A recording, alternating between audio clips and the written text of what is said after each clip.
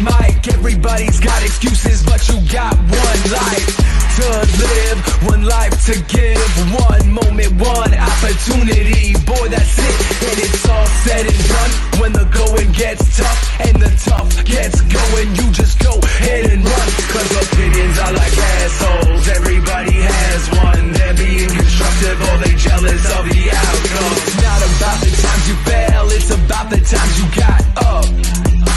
And I don't even care what the fuck your excuses is. Fact is, you just playing the cards of foolishness. What you think I'm dubious, you gotta get up, get going and just move on.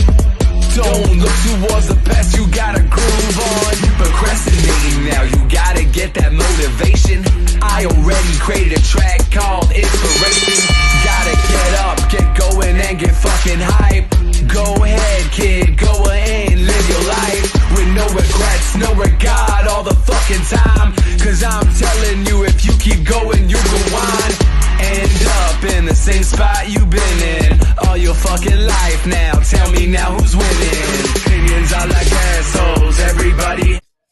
Ladies and gentlemen, that is right. It is Thursday. It is Thursday, and that can only mean one thing. It is your Wrestling Talk Now Thursday night rundown. Ladies and gentlemen, my name is Justin JLB alongside the Mr. BIGRED, Big Red. How goes it, good sir?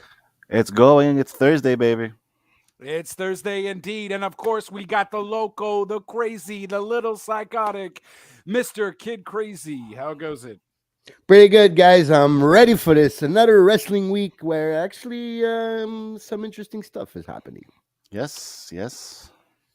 And just in the nick of time, too, adding to our interesting stuff, I think maybe we should just go with the breaking news. To kind of start it off, for those of you who've been at work and haven't had time to look at the dirt sheets and are listening to us because that's where you like to get your weekly dose of wrestling news, then you will be shocked and at awe and perhaps maybe even happy and excited. Ladies and gentlemen, breaking news, Cesaro is no longer a part of the WWE. This has been confirmed by various reports. Fightful, as well as Pro Wrestling Insider, has confirmed the news. And it is not because WWE released someone, but rather because the contract had expired and Cesaro and WWE could not come to an agreement, thus making it no 90-day complete clause. So Cesaro is officially a free agent as of right now, maintenant, tout sweet, so he can be anywhere at any time. And whoa, guys, what are you thinking? I'm happy. Way happy.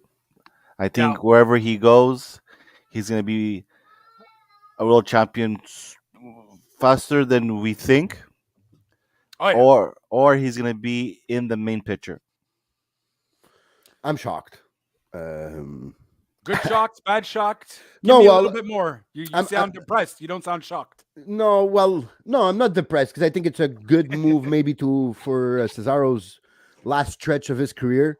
I think he deserves to leave this business as a top wrestler that he deserves to be considered that. But knowing how the last maybe I don't want to be wrong here, but over 10 years he's been with WWE. He always seemed like the real loyal soldier. Never saw him complain, and God knows he would have had many reasons to complain over the years. Oh yeah. So I'm really surprised that he let it, and they were negotiating. From what I read from the reports, they were negotiating, and they just didn't have time to reach a deal before the deal ended. So I'm happy there's no 90 days compete clause. So we're gonna get to see him very soon. I'm just very surprised that he would leave WWE. Maybe he's made enough money and he's good enough with his money that he really doesn't need no more big money contracts, and now he could do whatever he wants to do for his own career, which that I respect fully. I'm I don't know. I would like to see him in New Japan. I think that would be a New Japan or NWA would be a good fit for him because I don't know. I don't know how much space there is. I don't want him to get lost in the shuffle in AEW. Right. There's also that. I mean, I don't know if he would necessarily would get lost in the shuffle. I do feel anywhere. I don't think you need to bring him into AEW just yet, though. At the same time, I feel like you give him a Matt. He does a Matt Cardona run where he goes everywhere, anywhere he wants to. Because especially with how he left, I think he wants a little bit of freedom in that sense. Where he can go wrestle here, wrestle there, wrestle everywhere.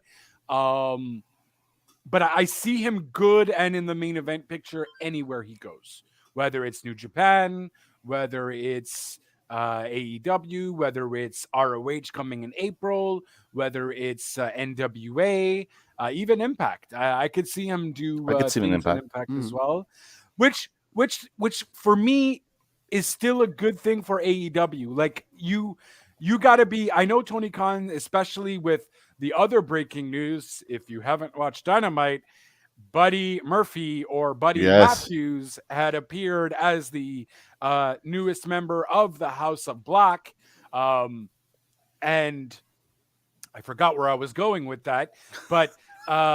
The other breaking news with that, we saw Buddy Matthews do various things. He didn't totally go right away to any company after his 90-day non-compete. He chilled out for a bit, did some stuff in New Japan, did some stuff here and there. And I think Cesaro could very much do that. But I do still think that I think for the fans at least, getting Cesaro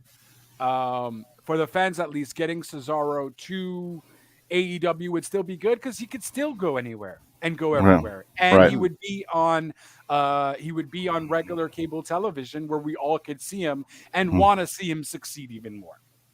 True, and I agree with that. And correct me if I'm wrong, but the next pay-per-view for AEW, it has a battle royal, right? Not confirmed. There's no battle royale yet. No, not for Revolution. I don't think they do it for Double or Nothing. Yeah. So May 29th. Yeah, because I was gonna say maybe we might see him there. This means he's gonna stay there. There could very well be one though. I mean, I don't know. It's not. I think they did one for All Out. They did a battle royale. So it doesn't. It's not necessarily exclusive to Double or Nothing. Double or Nothing is just the card thing, right? Yeah. They could do battle royales, but because I thought that was the pre-show. It was a battle royal. Well, I could be wrong. Never mind. Well, I know they did a battle royal, the tag team battle royal for the number one contender, and now next week they have another thing for the other number one contender, which I guess the Young Bucks should be winning that to face Red Dragon, right? Yeah, that's what I feel like Jungle Boy and Luchasaurus are just. There. For some reason, just there, like they don't really have anything to do with this. That's why I was shocked when the Ass Boys lost. I was like, well, didn't continue that feud anymore. I'm like, okay. So it's just kind of weird how the main focal point of that match is not even the tag team champions. It's literally Bucks versus Red Dragon, which I'm not mad about. I want to see that happen, but it's just kind of like, okay. Jungle Boy and Luchasaurus, you're just a third act. You're just basically. We're here, we're the ones with the titles, but it's it. Hey, we have the shiny gold. but oh, look at us go.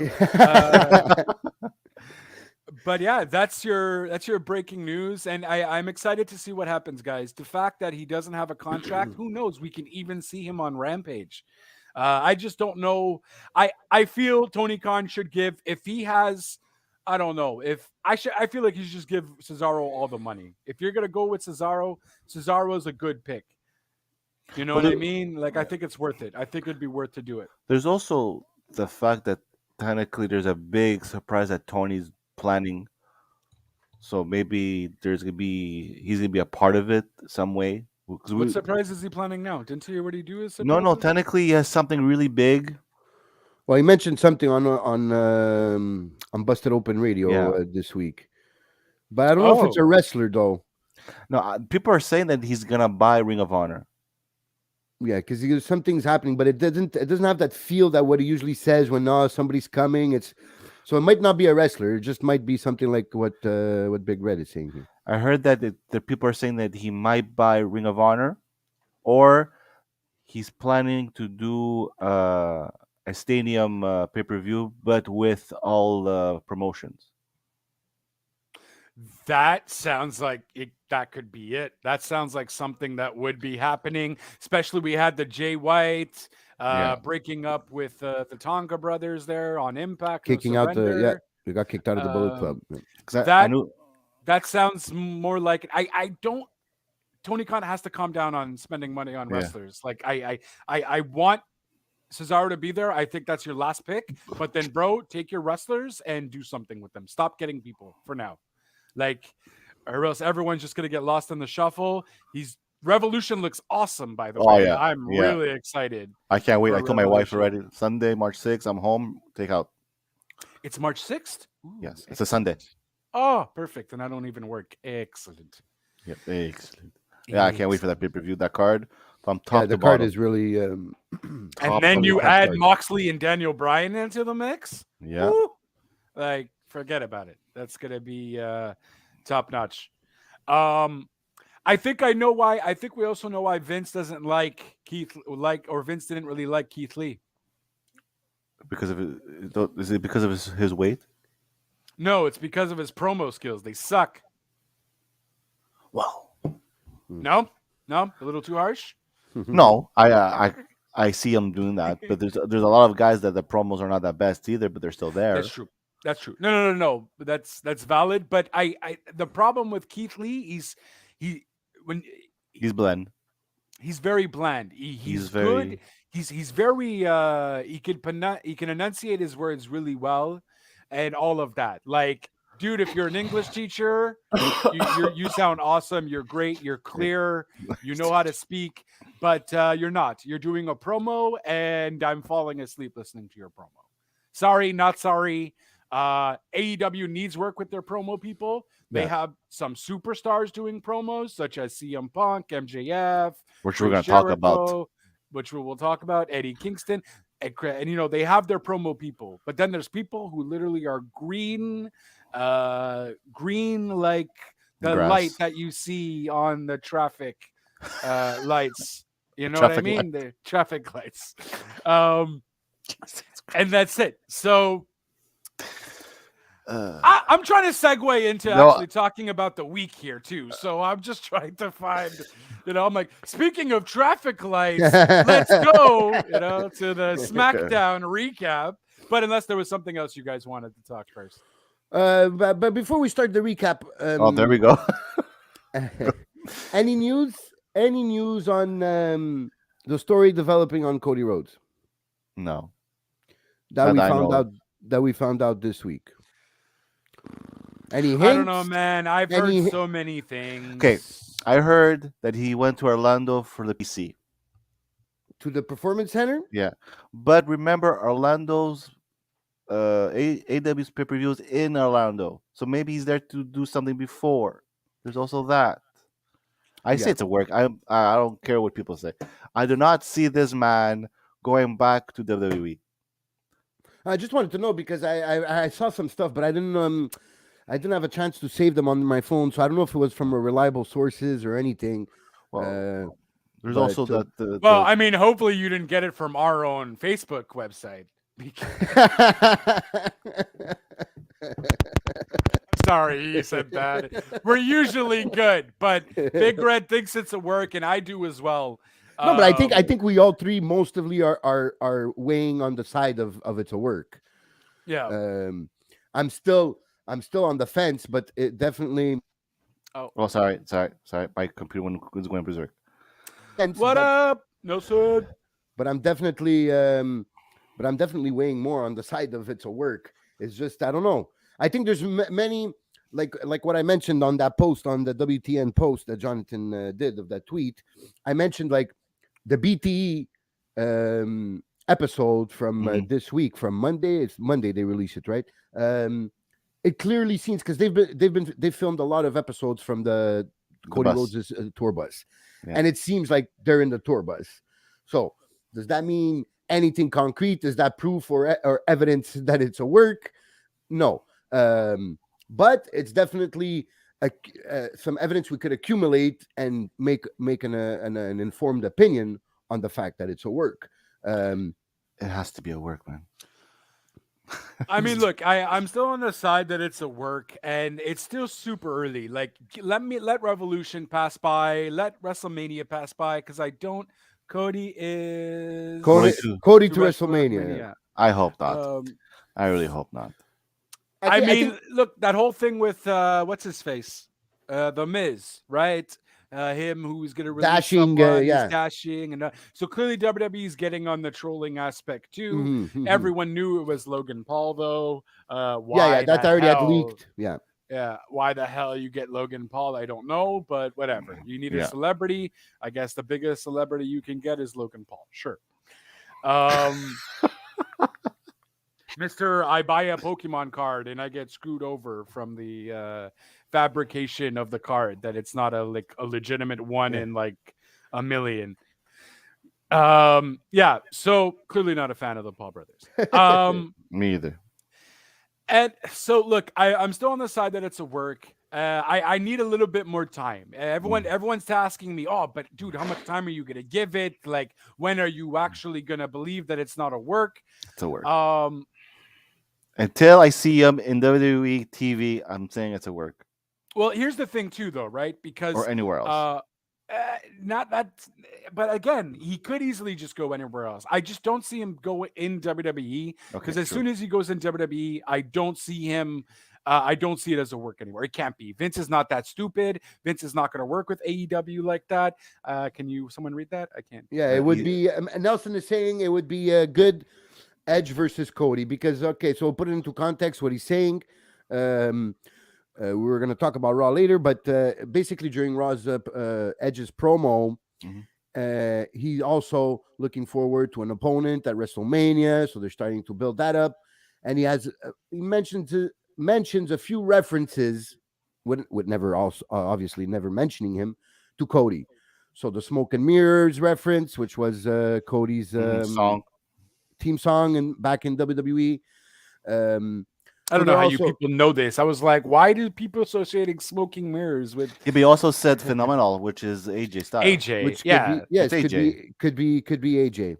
Which I'm down for. It's definitely AJ. Yeah, Edge versus AJ is a money match, no doubt about it. Because if you guys finish your, what were you gonna say? I just think that it could only be two things. What happened during Miz's promo with the dashing and all that, and Edge's promo, I just think it could either be two things. It's either WWE is teasing us with Cody's or trolling, exactly. Yeah. It can only be one or the other. So we still don't know. It's still open, and I'm still not convinced that it's not a work. So there's gonna have to be more than little mentions or how do they call them, Easter eggs in promos for me to believe that it's not a work at this point. You could go, John. Thank you. No, I was gonna say because to me it's AJ, because there's a lot of wrestlers that should be in a match in Mania that are not in a match for Mania. So AJ is one of them. Edge is another one. Seth doesn't have a match yet, which I'm surprised. Seth KO, that's happening for sure. You don't think it's be KO in Austin? Oh yeah, it's true, huh? I think it's gonna be KO in Austin. Yeah, so I don't know. I guess they could go either one with that. It depends if Austin's down to do it. That's it. I think they probably didn't come to an agreement yet with Austin, so that's why they're keeping their doors open with Seth and all that. Yeah. But then what do you do with Seth? That's what I'm saying. That's it. That's so I guess if they go the way of Austin versus KO. I don't know what can you find in for Seth at the last minute. I don't know. Like, you cannot leave Seth out of WrestleMania. No, I totally agree. Who's he been beefing with recently? I guess it would maybe be something with. Well, his feud with Roman just stopped out of nowhere. Well, yeah, but he's obviously not facing Yeah. Roman at Mania. Unless he gets to like a number one contender match or a ladder match or something. It's basically he's been in the title picture, basically Yeah. either one or the other. So it's not really some main rivalries he's been in. He's been just in the title picture, whether it's with Roman or whether it's with Bobby or Big E. Or Unless no, because now Big E basically is back with New Day. I guess that's what Yeah. they've been. Yeah, they- so Big E's out of the picture. yeah, and unless Austin can do a one-on-one and they make it to a tag. yeah. Yeah, So I maybe can see them do Austin. that. So Austin doesn't have to carry much of the load. Yeah, that could be possible. That could be possible. I guess they're keeping their options open. But what are we? We're approaching. We're a month away. So yeah. So we should be having more of a concrete picture of what the matches will be very soon. Check this out. If it's a singles, I say it's Theory and Seth Rollins. They're gonna rehash that whole him bringing Austin Theory into his group and do this. They're gonna build into something with that. Oh, they could feel- go that way. Here, Nelson Yeah. is saying Seth will interfere in the match Roman against Brock. That's also a possibility. But who wins? I feel like Seth also might be the opponent in MSG.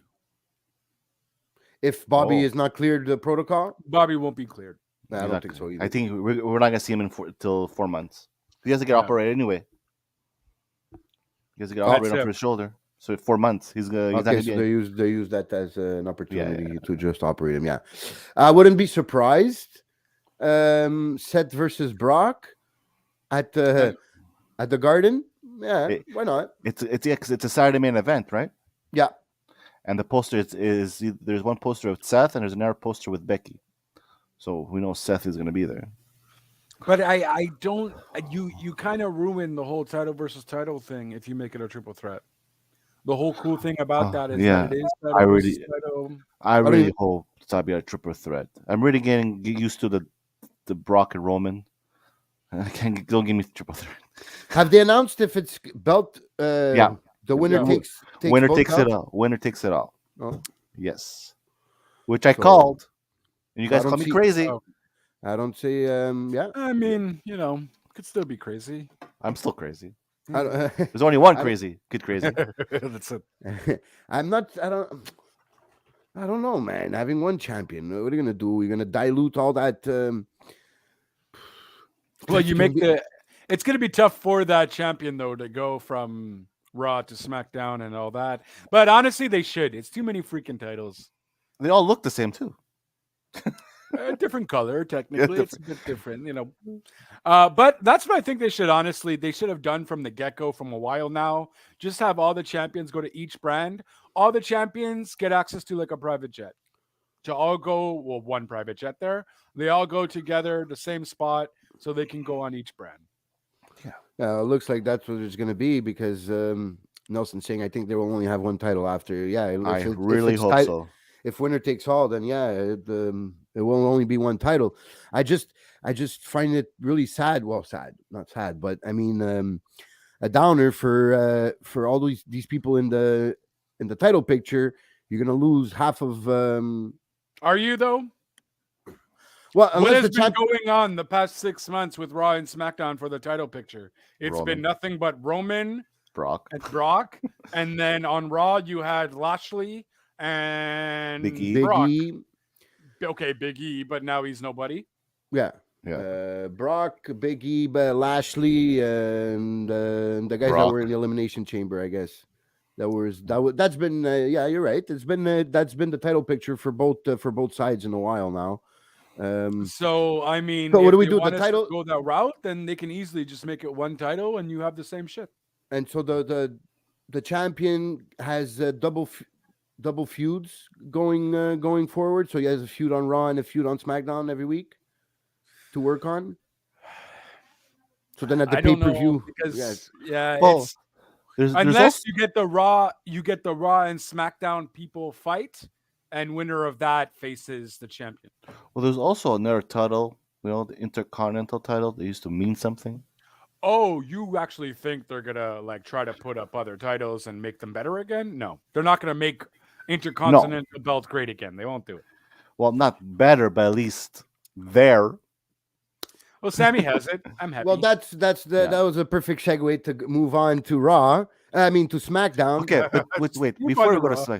before we go, Yeah, go. are you guys happy that the day one main event is Ronda and Charlotte? Night one, I guess it's okay. I mean, I figured it was going to be because night 2 is going to be definitely Roman Brock. So Becky gets the shaft again. Why? She's on the main event. No, she's not. Oh, Charlotte Ronda. Yes. Becky is. I meant Becky's at. Oh, Becky's facing who? Bianca. Bianca, and who knows? We know who's gonna win that Yeah, one, but right? bro, you're not gonna put Ronda with freaking as not on the main event. I know, but you could do a co-main event. Okay, it's a co-main event. Maybe it's that'll not be the co-main No, event. it's not. It's not. Okay, go back to SmackDown. I'm not gonna argue with it. But I mean, why is you're gonna put Ronda on that main event? Yeah, have- Ronda's in the main event, Gary. Maybe it's because I don't like both of them. That's why. Okay, move on. That's fair. It was I my mean, rant. that's a valid point. But Go ahead. Ronda sells tickets. As much as you hate her, she does. I don't what she- hate her. Mhm. That's You just harsh. said you Hate- hated her. Okay, I You don't like her. He said he didn't like her. Yeah. You don't enjoy her at all.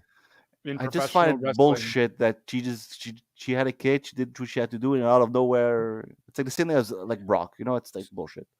So you don't hate her, but she's bullshit. Okay. There's a difference. Isn't that what Becky did too? She came back into. She won the title the but day Becky's she came the back. man. Yeah, Becky's.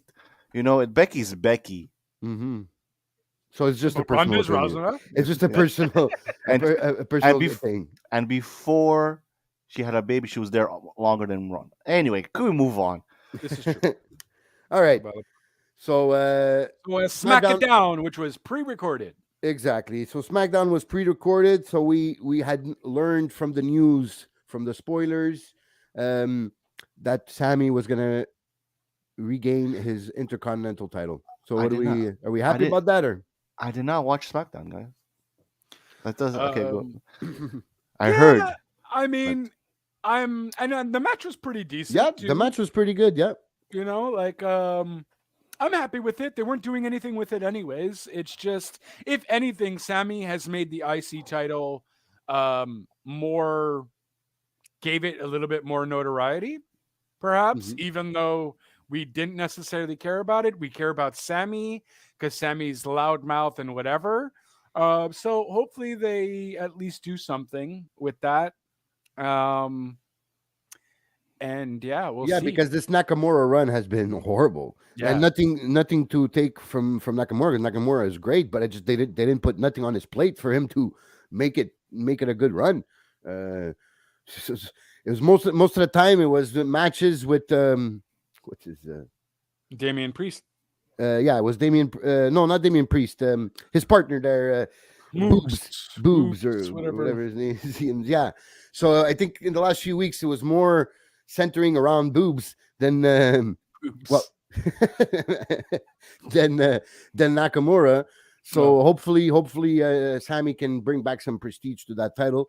And I think I agree with Justin here. That with Sammy's loudmouth and his promo skills and all that together, at least we get to see the Intercontinental Champion more often and be relevant for the show. So that's a plus there. And for other stuff that happened on SmackDown was basically what about the new AJ Styles? Yes, that's true. We forgot to mention in our news segment at the beginning. So AJ Styles has apparently signed a new 3-year deal. Three-way deal. Yeah. It's him, himself, and the phenomenal one. And the phenomenal one. They all signed. They haven't made it official what the number is, but we're talking about probably around the 3 million, like KO. That's what I heard from. Yeah, we call it KO Buck. The KO Buck. Yeah. So down. that's good news. AJ had already said that he was wanted to finish his career in the WWE. So it looks like this is the contract that's gonna bridge him to that next phase in his career after this contract. So that was good. As for SmackDown, I guess the rest of SmackDown was basically the build up for the next day. the matches at Elimination Chamber, which we'll move on to because I guess we got to talk about it. Yeah, we could move on before we go on to Rampage. I think it fits better if we talk about the Elimination Chamber, which I was maybe my expectations were low. I was disappointed off some stuff, but overall, I can say I was okay with the pay-per-view. 2 stars out of 5. Yeah, I can go for 3. I can. There were a lot of matches that the finishes were so out of nowhere.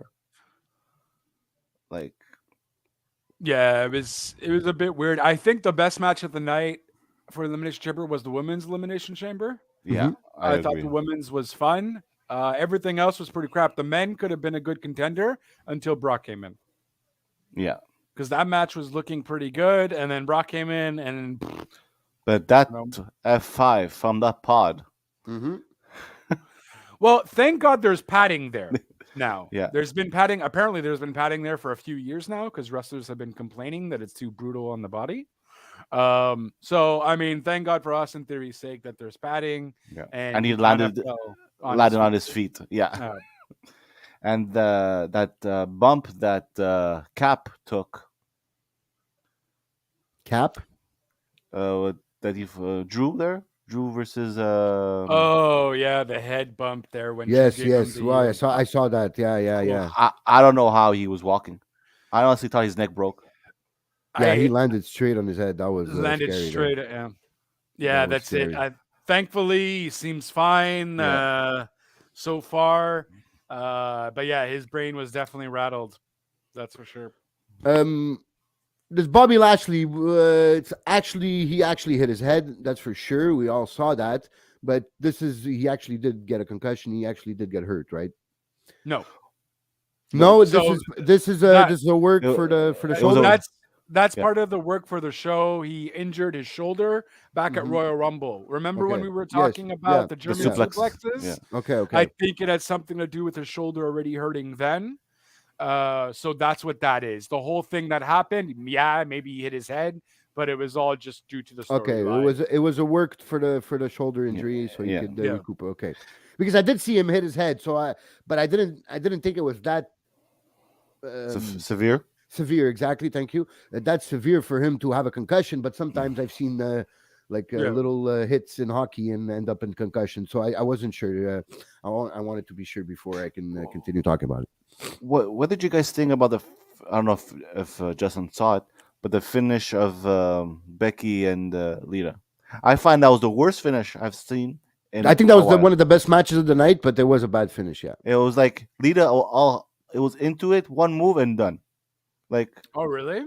Oh yeah, I have a feeling that the ref said, "Guys, you have to cut it short." I have a feeling, but something's wrong with that because we had the 2 shortest Elimination Chamber matches in the history of Elimination Chambers. Yeah. They both went. I think one went 13 minutes, the other one went almost 15, 14 something. Mm-hmm. So that's already strange there. The pay-per-view was shorter than 3 hours. Yeah, it was 2 hours and 45, 50 minutes. There was something because that match that finish didn't make no sense whatsoever. Yeah, I think it cut it. It looked like it was cut short because even Lita seemed a bit like not surprised, but like okay. And at least she took time with the fans after, and they gave her a standing ovation. So that was cool. But yeah, I have a feeling like they didn't plan out their time right for some reason, and they had to cut things short. Apparently they react to Charlotte really well. Like she came in with a robe and everything, and they really that's cool. Well, I don't know, just because she's presenting like she's royalty and she's the queen, whatever. So it's I honestly didn't care for the match. I just saw what I wanted to see. I knew Charlotte was going to beat Lita, so I didn't even care to look for it. Becky, but yeah, Becky, excuse me. Becky was gonna beat Lita. Charlotte phase 2. She was it was a tag team, right?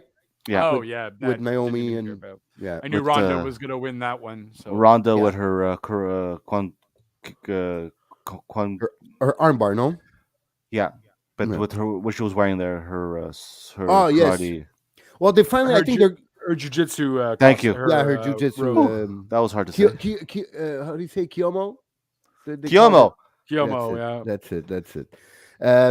So I've actually now I think the women wrestlers are starting to like adapt for these rules in Saudi Arabia. Mhm. I think they're what do you call them? Their gear, I guess, basically their gear that they were wearing was actually nice compared to just wearing something in a t-shirt like they did last time. Or Natalia and the other one completely wearing a headscarf and everything. Now they actually had their latex gear, but okay, it covered every up to the hands and Yeah. up to the ankles, everything. But it was actual gear, and some were teamed. So it was cool. I found that cool. Rhea didn't look comfortable at all, though. No, that she thing was. that looked tight as hell. Yeah, she was in leather top to bottom, and yeah, it didn't it didn't look That's what I comfortable. was shocked when everyone was wearing leather. I'm like, but this is kind of provocative, no? Like, It is. It was a bit. I don't know. I guess you had to cover every single part except your face, right, and your head. Yeah. So some people went more towards their style, and she thought the leather would be a good idea. I don't know. She didn't look comfortable at all. She probably didn't think that at the end of her match. Yeah, probably not. Plus, She probably regretted it. it's not the coldest place there, huh? Yeah, that's true. Literally the desert. Yeah. So that was Chamber. I give it a 2. Yeah, we all knew Brock was gonna win because we knew where that Did was we? gonna end. Did we really? Well, I think we knew. I mean, Brock man, was gonna I was hoping for like Seth, or I mean, we didn't know about the Lashley thing either. Like, I felt like I didn't know about that Lashley injury until didn't? that actually happened. You didn't think Cody was gonna come? No, I didn't. Like everyone else thought he was gonna come.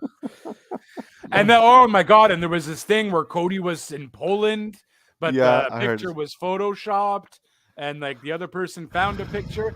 But honestly, kudos to that guy who photoshopped that picture, because I mess around with Photoshop, and that was pretty good. He even tilted his hand a bit, so it worked. I was really impressed. What, they photoshopped the picture to make it look like he was in Saudi Arabia? No, to make it look like he was in Poland, which is 2 hours from Saudi Arabia. Oh, okay. Is it Yeah. really 2 hours? Yeah, I googled it. Oh, interesting. Or it takes 2 hours by drive to get to Saudi Arabia from Poland. So by plane, I imagine it 2 days, excuse me, Really? to get this by drive. So I Yeah. imagine by plane it takes like 6 hours or something. Yeah. Which I plane right away. Yeah. Plane right away. But no, he wasn't there. It was in Orlando And, in the PC Center. Don't even believe that either. Yeah. He was at home chilling with Brandy. Probably, yeah. While he lends his tour bus to the Young Bucks so they control the wrestling fandom. Yeah, so I guess that was it. Probably going to be worst pay-per-view of the year, but you know, there's still there a could lot be of worse. WWE pay-per-views. Yeah, so we'll see. I think there was a lot of bad Alexa ones. Bliss, I enjoyed what she did, at least in the ring. She Did seemed you- strong, yeah. Did you enjoy Strong. that swing in her pod? Yeah, That the, was cool. Very creative. the swing in the pod was cute. It I was cute. found that was the moment of the night. I would agree with that. Yeah. So yeah, that was That was that's all we Saturday. got for Elimination Chamber. Yeah. What did that set up, Elimination Chamber, for anything for WrestleMania, or did it even set up anything for WrestleMania? Nothing. Absolutely then- nothing. Didn't we? Well, Brock. Well, and other Roman- than the Brock and Roman, obviously, yeah. Oh, then no, nothing. Absolutely nothing. This is why I didn't really care to watch. I No just saw what I wanted rivalries. to see. Oh, Look No what I ro- have here. Look what I have here. Do people see that? Do people see that? Mm. Oh, It's a I business still have card it. and a is that QR hey, code. nice. Yeah. Oh, well done. I still Great, keep look it. at that. I keep my friends close. You know. Oh, that's fair enough. And your enemy's closer. That's why Yeah. it's by your heart. Yeah. Sorry, I was like just looking at it. I'm like, let me show this what I still have. Sorry. Back to the show. But yeah, there was absolutely no planning, no build up to continue for WrestleMania from this pay-per-view. and all these storylines, except for the Brock and Roman, are now thrown to the trash. And now we start off Monday with the new storylines, and it actually opened up the Hall of Fame season. But before we get to Raw, I guess Rampage deserves to be mentioned also because there was some good matches on Rampage. The floor's all yours, guys. So you got to start watching Rampage, bro. You're missing I out on some know, fire I matches. know. It's on the TSN app, Carlos. I don't have time on the phone. I don't want to hear your excuses. You make time. You never have time. You make time for some Rampage, baby. No Okay. Olympics now is an excuse. So don't give me this Olympics. give is a shit on. about you can watch it Saturday morning when you wake up. I know Yeah. it's hard at 10 o'clock at night. You know when you usually get up for your cartoons on Saturday morning? Now you can get Mhm. up for Rampage. It's a basic routine back from when you were younger. Oh, so to put everybody in context, before I forget, That's Rampage true. Rampage this week or last week was at 7 o'clock. Yep. Was before SmackDown, and Which guess- Big I Red guess- didn't even watch. yes, which it was earlier, and Big Red still didn't watch it. But wait, it was at 7 and never Yeah, mind. because Yeah. TSN is because And it was TSN. on TSN. It was Oh, on and it the was T- on TSN for this time. I feel like it was on. No, it wasn't on TSN, actually. No, I Thank am you. wrong. Thank I don't remember. I don't think it was on TSN. I think it was just on the app. No, I am not. We're going to go see. I mean, look, for those actually listening, if I can get a group of like 10 people to go with, we make it a day of it, and it's like a good group of people, I'd be down to go. When is it? But March 6th, Sunday. Yeah, the same day as the AEW pay-per-view. It's the same day as the pay-per-view. I mean, it's going to be a daytime show, though. Is it? So we won't, Yeah, we usually if won't it's on miss Sunday, it's anything. a 2 o'clock show. Usually around It's there. like a 2 o'clock show. So it will be like a full, we can even do like the Sunday show, and then we meet up for like, we all go somewhere to watch like the AEW pay-per-view. That could be like a fun, but I want like a group of people. I want a good group, a gang to go with, because if I'm going to spend any kind of money on a WWE product, I got to have some good people with me, because I'm going to be there for the people, not there for the show, because the show is going to be crap. And if I'm going to do that, then we do have a shirt on Raw and Order WBU where you can actually make wrestlers sign your shirt. Oh, that's cool. And it's like perfect marking. So then that would give me an excuse to get that as well. And then I'll go try and find some wrestlers. So, guys, the invitation is open for anybody that's listening and that's interested about going in a group of people to watch the house show at the Bell Center. At the Place Bell That's Bell. in Laval. Hit us up. If you're shy, hit us in the DMs, or if you're not, just straight up in the comment section here on this podcast. And we'll try to get something together for. We'll try to get a group going or whatever. Just hit us up wherever you see us. All the links will be on the doobly doos. Are We're you good sure it's a people. daytime show? It's most likely a daytime show. Okay, you guys talk about Rampage. I'm looking at this. Oh, okay, yeah, because you didn't watch Rampage. So Rampage, buddy. So yeah, it starts off with Powerhouse Hobbs against Dante Martin. It was a good match. Two good guys. It was a straight. Go ahead. You don't have to Okay. raise your hand. Jesus. Yes, Big It's- Red, you may talk. It's a nighttime show, What time? 7:30. Okay, guys, never mind what you said. But if you guys want to go watch AEW as a group, I am does, down yeah. like a clown, Charlie Brown. I don't know if you could see it there. Nope, can't see it. No, I can't see. Too much glare. You got the light with the Yeah. light at the thing. Come on, one job. It's says Sunday 7:30 Place Bell. Okay, Lame. Yeah. Doors open That at was, 6:30. not a good move on their part. I mean, but- unless Well, that's gonna be half empty. that's gonna be no one's gonna be there. Well, the cleaning guy is gonna be the one sitting on the stupid. I Mhm. mean, well, look, at the end of the day, though, it's not really their fault either. They probably didn't know.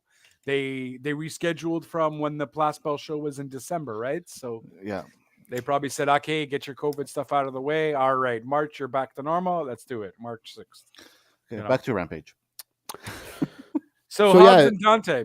Yeah, Hobbs and Dante, good matches. Dante all the time with some great spots. But surprisingly, and I think it's about time. But it's still a surprise to me. Hobbs goes over in this match, and do you guys feel like Hobbs is gonna finally get a little bit of a push here? I mean, I just don't. I think Hobbs has to get out of Taz's team, though. Hobbs does not need Taz's team. Warlow needs a push before Hobbs. I think Wardlow's slowly going to be getting that at Revolution with the whole chain match. So I think Wardlow's time is going to come. Hobbs has got to get out of Team Taz, though. Maybe do a Hobbs versus Hook. But the problem with that is Hook is going to win. So you're going to make Hobbs look bad. And I don't know. You got to get Hobbs out of there. Get Hobbs to like smash Ricky Starks. And you got to make him more of a monster, man. And then give me Hobbs versus Wardlow first or something. Like give me a Hobbs battle. Weren't they teasing Hobbs versus Lee? Keith Lee? Oh yeah, well they did tease that on Dynamite, yeah. Okay. Well, because Ricky Starks is gonna fighting Keith Lee for the FTW? For the FTW title. No. It's not for the FTW. For the number TNT, one contender for number one contendership. Yeah, TNT championship. Yeah. Okay. So that's our Revolution. That's where Ricky Starks is facing. But there was a stare off right on Dynamite. Yeah, and Keith Lee there. So that's a potential good match for the future for us to see. That'd be fun. Yep. But yeah, I think Hobbs does need to leave Team Taz, but only if you have a clear plan for him and a clear build-up program for him. Because I don't want him to leave Team Taz and just then you don't know what to do with him. So at least he's there. Yeah. Well, I think he's got to do a little feud with Taz or something. Not with Taz, but with Hook or with Thing. But make it so that Hook wins via cheating this time or something, where it doesn't make Hobbs look bad, but Hobbs totally annihilates Hook. I don't think you could do it with Hook. I think you could do it with Ricky Starks. But I think you don't touch Hook yet because Hook still has to look pretty. Yeah, exactly. Unhooked. He has to be unhooked. I see with Ricky Starks. It's a bit of like it happened maybe with Brian Cage, but hopefully the outcome is better for Hobbs than it was for Brian Cage. He's extended though, Cage. Yeah, well, not confirmed technically. So Cage had mentioned that something that he was going to be able to get a year extended to his contract, but there hasn't actually been confirmation on AEW's side about that. So I don't know if that's just Cage playing Thing, or maybe if that's like Tony Khan saying, "Hey Cage, by the way, you haven't wrestled for me in like a year." I don't know if that's Tony Khan's doing or that's Brian Cage's doing, but hey, you know that 3 years thing we signed, you didn't fulfill all of your dates or something. I don't know. So I don't know if it's just like an extension, if it's actually happening. But Tony Khan definitely shouldn't let Cage go. Just for the fact that if you want to play, really, if you want to play, what do you call it? If you want to play like you can't get this with WWE, you keep Cage. You keep him. You don't let Vince grab him. You could give him. I would give it to him. I don't know, man. They could do stuff with Cage though. Cage he has a shitty promo. He has shitty promo skills because he's too nice, kind of like Keith Lee. But no, you could keep him, man. You can really make him go crazy on Elevation or something for now. You guys understand that Keith Lee versus Brian Cage is fire. Money that I think that's bigger than I think that those are bigger matches than with Djokovic. Really, they can have, because they're both big and they're both very athletic and they both can do some high flying stuff. And I think Tony Khan's thinking about that too. That'd be a great way, actually. Now that you guys mentioned that'd be a great way to bring back Brian Cage into the mix. If you have nothing for him, that would be a great way to bring him back and put him right away with bring him into that TNT picture. Yeah, you can easily just bring him in, mystery opponent, who's the last guy, bam, Brian Cage. You have Brian Cage, Keith Lee face off. This makes it that Keith Lee doesn't get a win right away. He goes into a thing with Brian Cage. That would be a good time. I'd be down for that. Yep. Because Keith Lee doesn't need to win it. Everyone just loves that Keith Lee is there, and Keith Lee can face so many phenomenal people in AEW without even touching a title, and the fans would be happy. And get behind them. Yeah, I agree. Totally. 100%. Smoke and mirrors, man. Smoke and mirrors. Ooh. I mean, he could face Cody Rhodes. This would be a thing. Yeah. But Cody Rhodes is definitely hitting title picture. Man, I don't know. There's so many opportunities you can do. This is a work. This is definitely a work to bring him into the title picture. He's gonna be the new. Well, no, yes and no. He's gonna be heading the new Bullet Club or something. The Tonga brothers don't have anybody. Maybe Cody Rhodes is gonna. We're gonna see a few. Well, because Jay White is the leader of the Bullet Club. That's why it's going to be like the new Bullet Club. Because Cody Rhodes wasn't a leader in the Bullet Club, but he was supposed to be. But Jay White, I think, kicked him out. It was kind of a co-leader with Kenny a bit, and then it was a big novella. And then and then they got into, which brings us to another beautiful segue. And Nelson saying, I think AEW is WWE. I've heard this rumor, not really a rumor, but this speculation that they're all working together. I think it's a bit far-fetched. I think it's a bit far-fetched. I think that's as far-fetched as I don't know. Just name me a stupid conspiracy theory that makes no sense. You know what I mean? It's really far-fetched in that regard. I don't see Vince creating a whole nother thing and then leaving it for 3 years without making it WWE-ish or having stars there. Like I don't if this was all a work from the beginning from Vince McMahon, I think he would have. How can I say this? I think he would have at least made himself look good in these last 2 years, because in these last 2 years since he put up AEW, he would just cancel it and rebrand it, and he made himself look like an idiot many times. I mean, at the same time, though, what does he care, right? He doesn't give a shit of how he looks. He just cares about the money. So it's too out there. It's too wacky. It would be too many people would have to be involved in this conspiracy. Yeah, and for no one to know? No way. No way. And why would you hire someone who has more money than you? Yeah. To help you out? Mm-hmm. No, I think it's it doesn't mean that one day they can get something going where they could work together in a future deal. I don't see it happening anytime soon, but that doesn't mean it won't happen anyway in the future. But now to be an entity of WWE, I think there's a minus 10% chance. Yeah, I think you're giving Vince way too much credit. Yeah. So the segue where I was saying into the main event, I think this main event was fire, and I know I'm most excited for it. Jay White versus Trent. I know we've mentioned this before. Trent is way underrated. Again, I missed this. Trent is and it was on at 7, Malaka. What were you doing at 7 o'clock? I am going to watch it. Don't worry. But I gave it a 4 stars. You're not disappointing me by not watching it. You're disappointing the wrestling fan in you. Okay. You're not disappointing me. Remember that. You're disappointing yourself. You sound like Kevin Owens the way you're talking right now, by the way. Hey, thank you. I take. Are you from? You're from Ville-Marie? I'm from Maryville. Maryville, sorry, Ville-Marie. Ville-Marie. I'm kind of close to Ville-Marie, so that's why I said it. Great. Now everyone knows where I live. People are gonna stalk me. He lives in one of those places. Get all the paparazzis over to Justin. His address. Wait, bro, what do you mean? They're already here. They're trying to always get a picture with me. Fire match. I did think Jay White maybe looked a bit weak though. Like I felt Trent got a bit too much offense into it. But again, I don't know how you could have I felt like I wanted a little bit more offense from Jay White as well, just because. I don't know. This is my first time seeing him wrestle. So for me, it was just kind of like, he's not that, you know what I mean?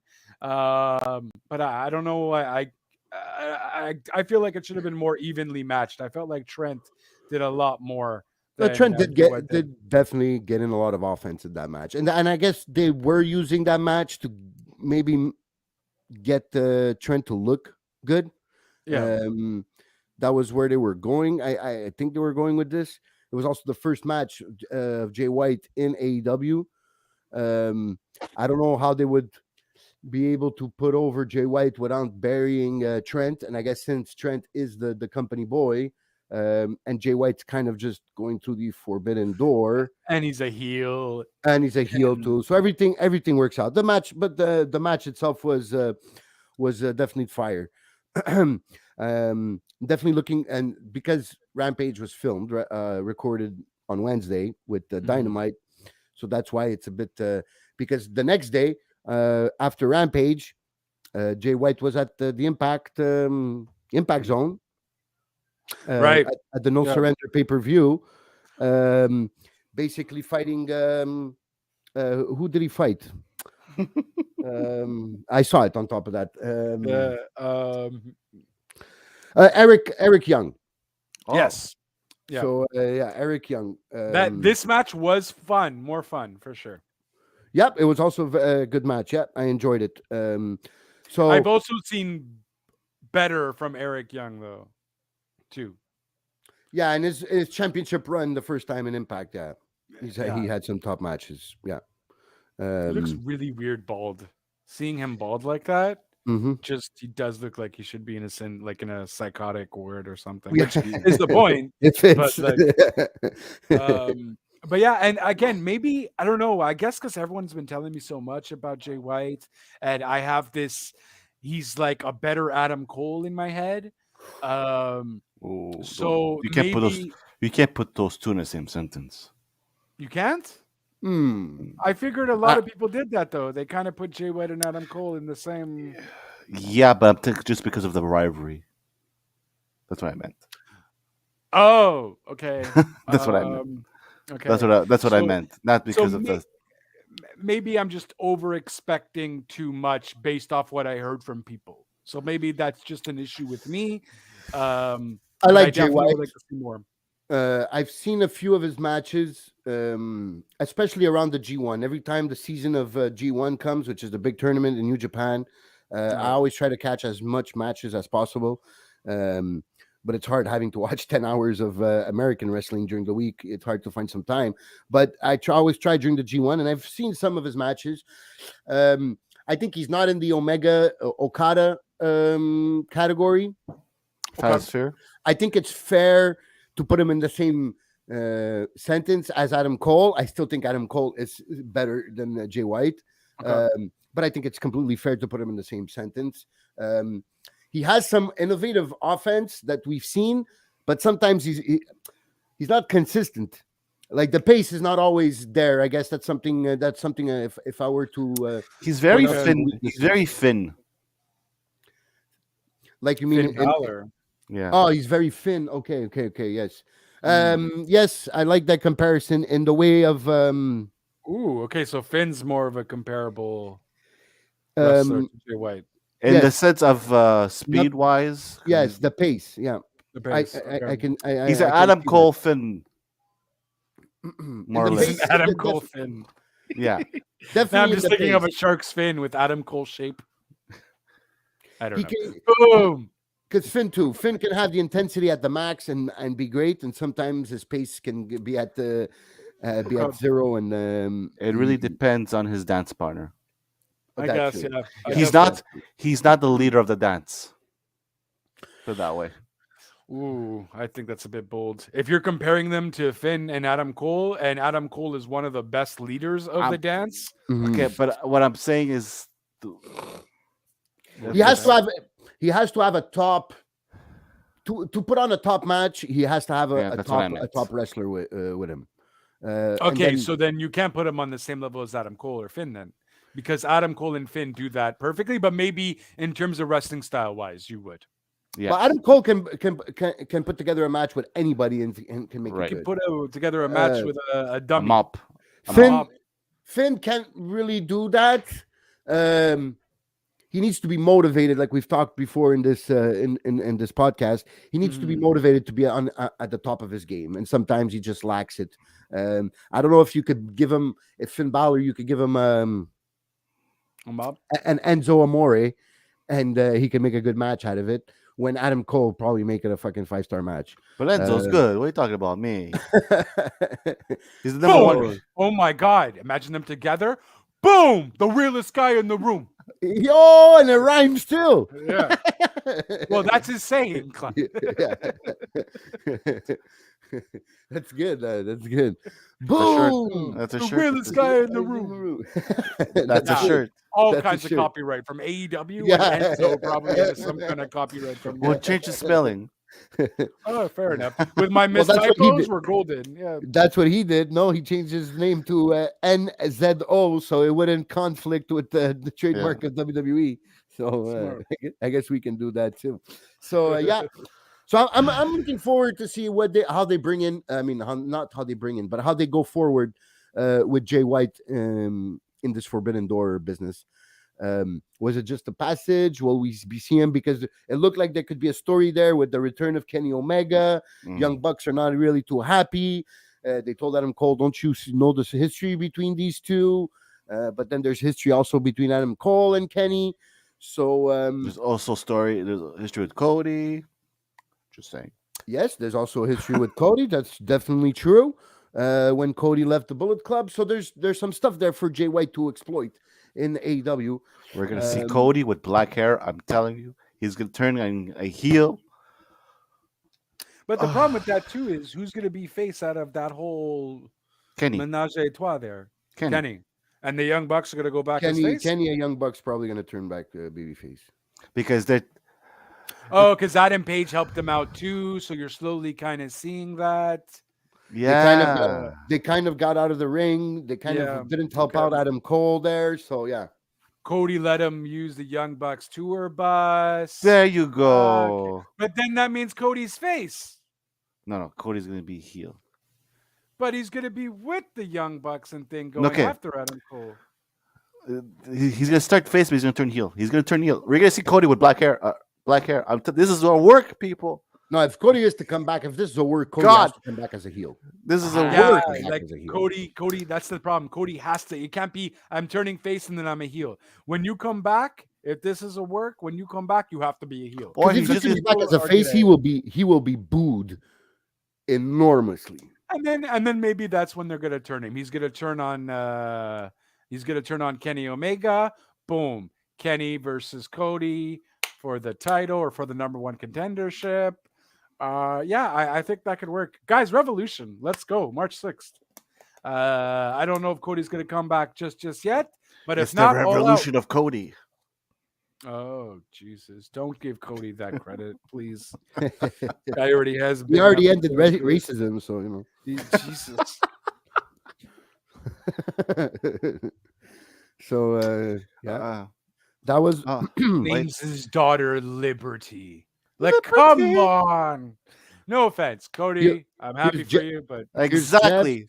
Thank you, Jeff. Jeff is saying he'll come back to a big crowd pop, then hit someone, and that's how he turns. That makes sense. We've seen that many times. Because people will be shocked and happy, and because at the end of the day, he's still back with the AEW. So people will be shocked and happy, but it has to be an instant turn. You can't do it for too long. And then you see Tony coming out with his headphones, like, and we see the beginning of the Authority.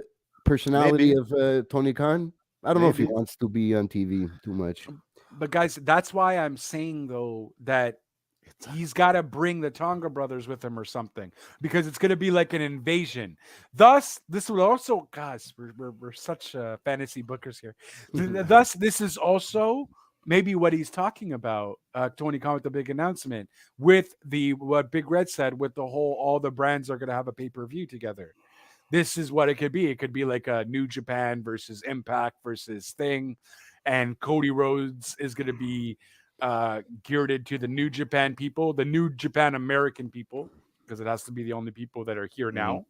AEW will be like, I don't know, but then you have too many AEW people technically. I don't know who the Impact people would be. So yeah, Well, you have the Good I don't know. Brothers. Good Brothers. Oh, so the Good Brothers and Jay White. So that's slowly going to be there. The Mm. AEW people are going to be Kenny Omega, the Young Bucks, Mm. and then Red Dragon is maybe going to be like, I don't know, could be like ROH because that's who they were back in ROH with Adam Mhm. Cole. I don't know. You could really make it a Bullet Club is everywhere kind of scenario. And if I see Chris Bay on an AEW pay-per-view, I am down. Take my money because Chris Bay is fire. I That's agree. the X Division champion, right? That is, Or no, I that's Trey feel- Miguel. no, That's Trey Miguel, right? No, but he Bay, faced the X Division Yeah, champion. I yeah, believe. he was in the match. He's yeah, the that's right. finesse. He's part of the finesse club there. Yeah, Mm. fire wrestler. If you haven't seen him, you should definitely check him out. What day are we on? We're all over the place, bud. We're, We're all over the we're, place. we're Friday. We're just We're, Well, no, now we're done. We're done. Rampage. We're done Rampage. Now we're moving on to We're Raw. moving on to So- Raw, which is we could pass. We could skip Raw. This is no. no. But what happened on Raw? What happened? But on Raw was my favorite Raw in maybe in the last year. That's not saying much. What happened on Raw? The only thing I enjoyed was the promo in the beginning. Well, yeah, the promo, definitely the Brock and Paul back and forth was definitely beautiful. Yeah. And The it still MSG feels show as well, which is happening on March 5th. Oh yes, that's what they came out with during that promo. Yes, basically he was saying that he will find the opponent for Brock if Bobby cannot pass protocol, which we know from what you guys have said at the beginning of this podcast that he won't. So I wouldn't be surprised that it's Seth. But I don't know, since it's Paul finding the guy, I guess you could. It's a good way to do it because he says that you won't even make it to WrestleMania with the belt. Look what what Paul is saying. Look what Jeff wrote. What do you guys think about when Cody turns heel and gets managed by Flair? I don't know. Honestly, I don't know what I think about that. I don't think it's a good fit. I think that's too many egos in one team. Well, then you have the McMahon family. No, but you have Cody doesn't need Flair though. Cody doesn't. It would be cool, but at the end of the day, Cody doesn't need Flair. So I don't know about that. Does Flair need Cody? Flair needs anyone who is willing to give him a Flair hand. needs that the 28-year-old woman flight attendant. That's I mean, I need a 28-year-old woman flight attendant too. I'd be down. So he's going through his 5th divorce. Technically, he didn't get married to the other one. Oh, okay. So it was just a ceremony. So technically, Okay. he's still on his 4th. Give the guy a Okay. break. Okay. Okay. Let him. But yeah, Flair Cody, I like the idea. I just don't see it happening because Cody doesn't need Flair at all. I'd see Flair with Andrade, but that's about it. I feel like if you do like a 4 horseman angle, maybe. Well, wasn't that the Pinnacle? No, I more mean like you have Cody and Arn, Flair and someone else, and then you have Toodley. Tudley versus with Tully. Tully. That's it. Toodley. Toodley, sorry, Toodley. Toodley. Toodly too. It's Toodley Toos. it's Flanders trying to say Yes, Tully yeah. Blanchard. Yeah, an FTR kind of thing. If you want to do that, have Flair come in, do like a 4 horseman, like training a bunch of different brands, and it's gonna be like a triple threat because one of them's dead. No, No, they're all no, alive. they're all alive. It's Tully, Flair. Well, but there's some have Arn. died, obviously, but the original 4, they're all Yeah. alive. Who's the 4th? Witham. Barry Witham. Barry Windham. Oh, okay. I felt like I haven't seen him though. Are you sure And he's He's alive. He's alive. Yeah. Okay. And JJ Dillon. And JJ Dillon, yes. Yes, they JJ were Dillon funny, we yeah. have seen, so they could easily bring in JJ Dillon. I think we've even seen him Yeah, we have. already once on the AEW. Yeah. That's it. Right. So yeah, that's very possible. There's ways, and we've seen Flair on Twitter. That's basically pimping himself out to Tony Khan, trying to get a spot. So He said, "You want to because the ratings went down or something." I think last week or Yeah. the week before, and he goes, "Oh, if you want to bring the ratings back up, you know who to call. The man." He's like, no, Becky Lynch isn't available. I can't call the man. Whoa. That she actually mentioned herself as the man on her promo on Raw. Yeah. This week, but it was kind of a play with words. So it was kind of a wink, I guess, at Flair there. But yeah, that Brock Paul was a good segment, and it was it opens the door for the build up that's going to be from now to WrestleMania to build up that match, which is I think can be one of the biggest money matches. Finally, you'll have a belt versus belt between Roman and this and Brock. MSG show, is it televised? Yeah, Saturday Night Live. It's they're calling it one of those it's live premium events. Yeah, I glorified mean, house show. Yeah. I don't know. I thought I was going to get Pete Davidson on my screen for a second there. Saturday Night Live is a different show. No, I'm just teasing. But yeah, okay, so it is going to be televised. Cool. All right. Yeah, Damn, I think it's going to be on Peacock that week. Yeah, it's the I guess the history there between NBC and that Saturday night main event. So I guess they were go with that. Then we had Street Profits versus Alpha Academy. I think that was a very good match. Don't ask me of why this match, what it gives us for the future in storytelling. Wasn't really a purpose for that, but there was a very good match back and forth. Otis and Shorty there. Otis and Shorty. Gable, damn it! Put some respect on his name. Shorty G. G. Call him Shorty G. They're good. They have good chemistry together, and like we said last week, I think Gable is very underrated. Very. Tommaso Ciampa for his first time on Raw. Well, not first time because he was part of the invasion. Angle, apparently he was there the week before though.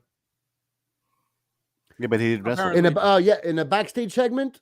Just in the backstage segment, though, right? Oh, okay, yeah. I don't know. Sorry, I mentioned, oh my God, Ciampa's on Raw, and then my friend was like, "Dude, he was there last week too," and I was like, "Oh, sorry, I didn't watch last." With a dyed beard, by the way. Yeah, well, his beard was dyed since he was on 205 or Saturday Night's Main Event or whatever on one of those shows. He already had the dyed beard. Oh yeah. Oh. I hadn't even. I didn't know it was. So yeah, that was also a good match, but that was more to further the storyline of Ciampa and Dolph. Yeah, exactly.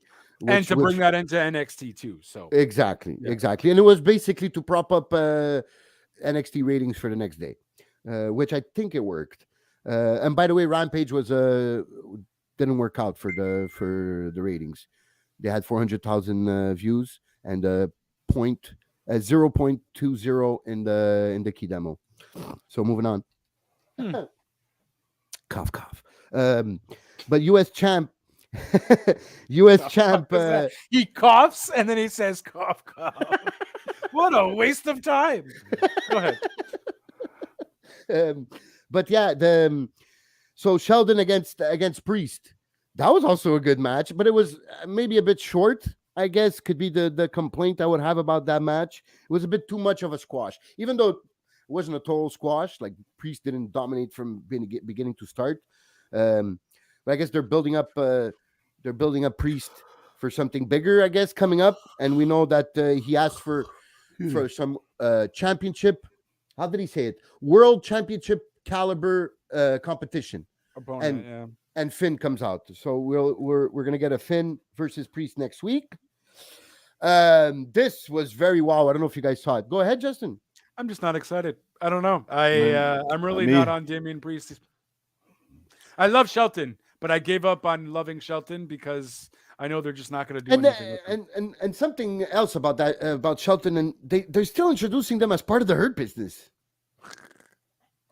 Because they don't have anything else for him. Yeah. Hey, bald guy who's a professional athlete. No, Hurt Business is a thing. It's a Hurt Business. Even though they've attacked the leader twice already, and they got beatings from him. So I guess this is true. And they got to sell those T-shirts too. So they got to exactly. That's it. So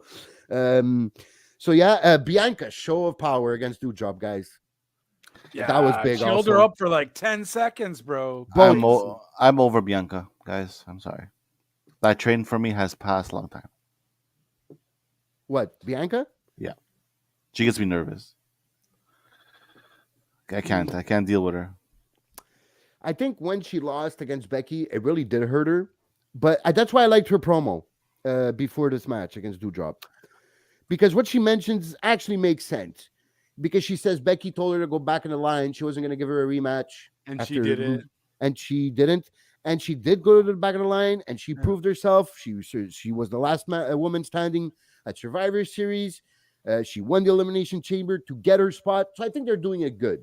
The redemption, this whole redemption story with Bianca, the storytelling, at least part of it. I think maybe for me, I love Bianca. I think she's awesome. I think you just got to give her a new gimmick. Like I'm done with the Skipping. Joyful, I'm yeah. done- That- I'm done that- with cut her hair. Just cut her the- hair.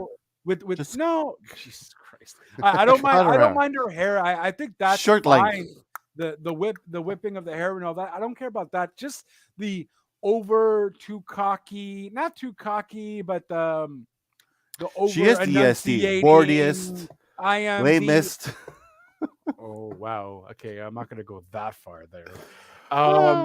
No, I don't know. I just think she has to tone it down on her like I find she overacts. Mhm. Like She tried too hard with "Girl, her I'm doing- promos. nah." Like it's a bit too much. Like tone it back just a tad.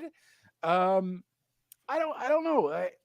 I like her gimmick. It fits her well. She's We're been gonna doing buy it for a while. Costa a box of Kleenexes the next episode.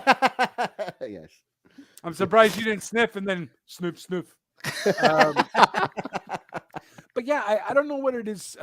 Maybe it's just maybe it's the Flair syndrome for me. Flair does the exact Yeah. same thing, and you're just it's been a few years you've been on that route.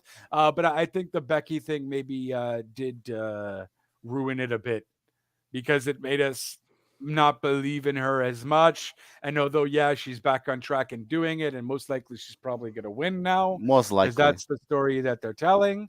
Seems like that, yeah. In But 26 seconds. No, joke. I'm won't joking. be, if they do that for Mania, they're gonna get a riot. No, I'm joking. It was a kid. It was a haha. Haha. Oh. Joke. It would Ha, be a I'm swerve. only giving you It a would half. be a I'm only swerve. giving you a half. And you'd get Okay. those you would get those images from fans that would be shocked. And they always WWE always recently likes those to get those images Yeah, of fans If with she their wins, maybe not. Maybe if she wins in less than 26 seconds, 25 and a half. I think that's a 25 good and a way to half? continue I think I think it's a good way to finish it. to finish it. Mm-hmm.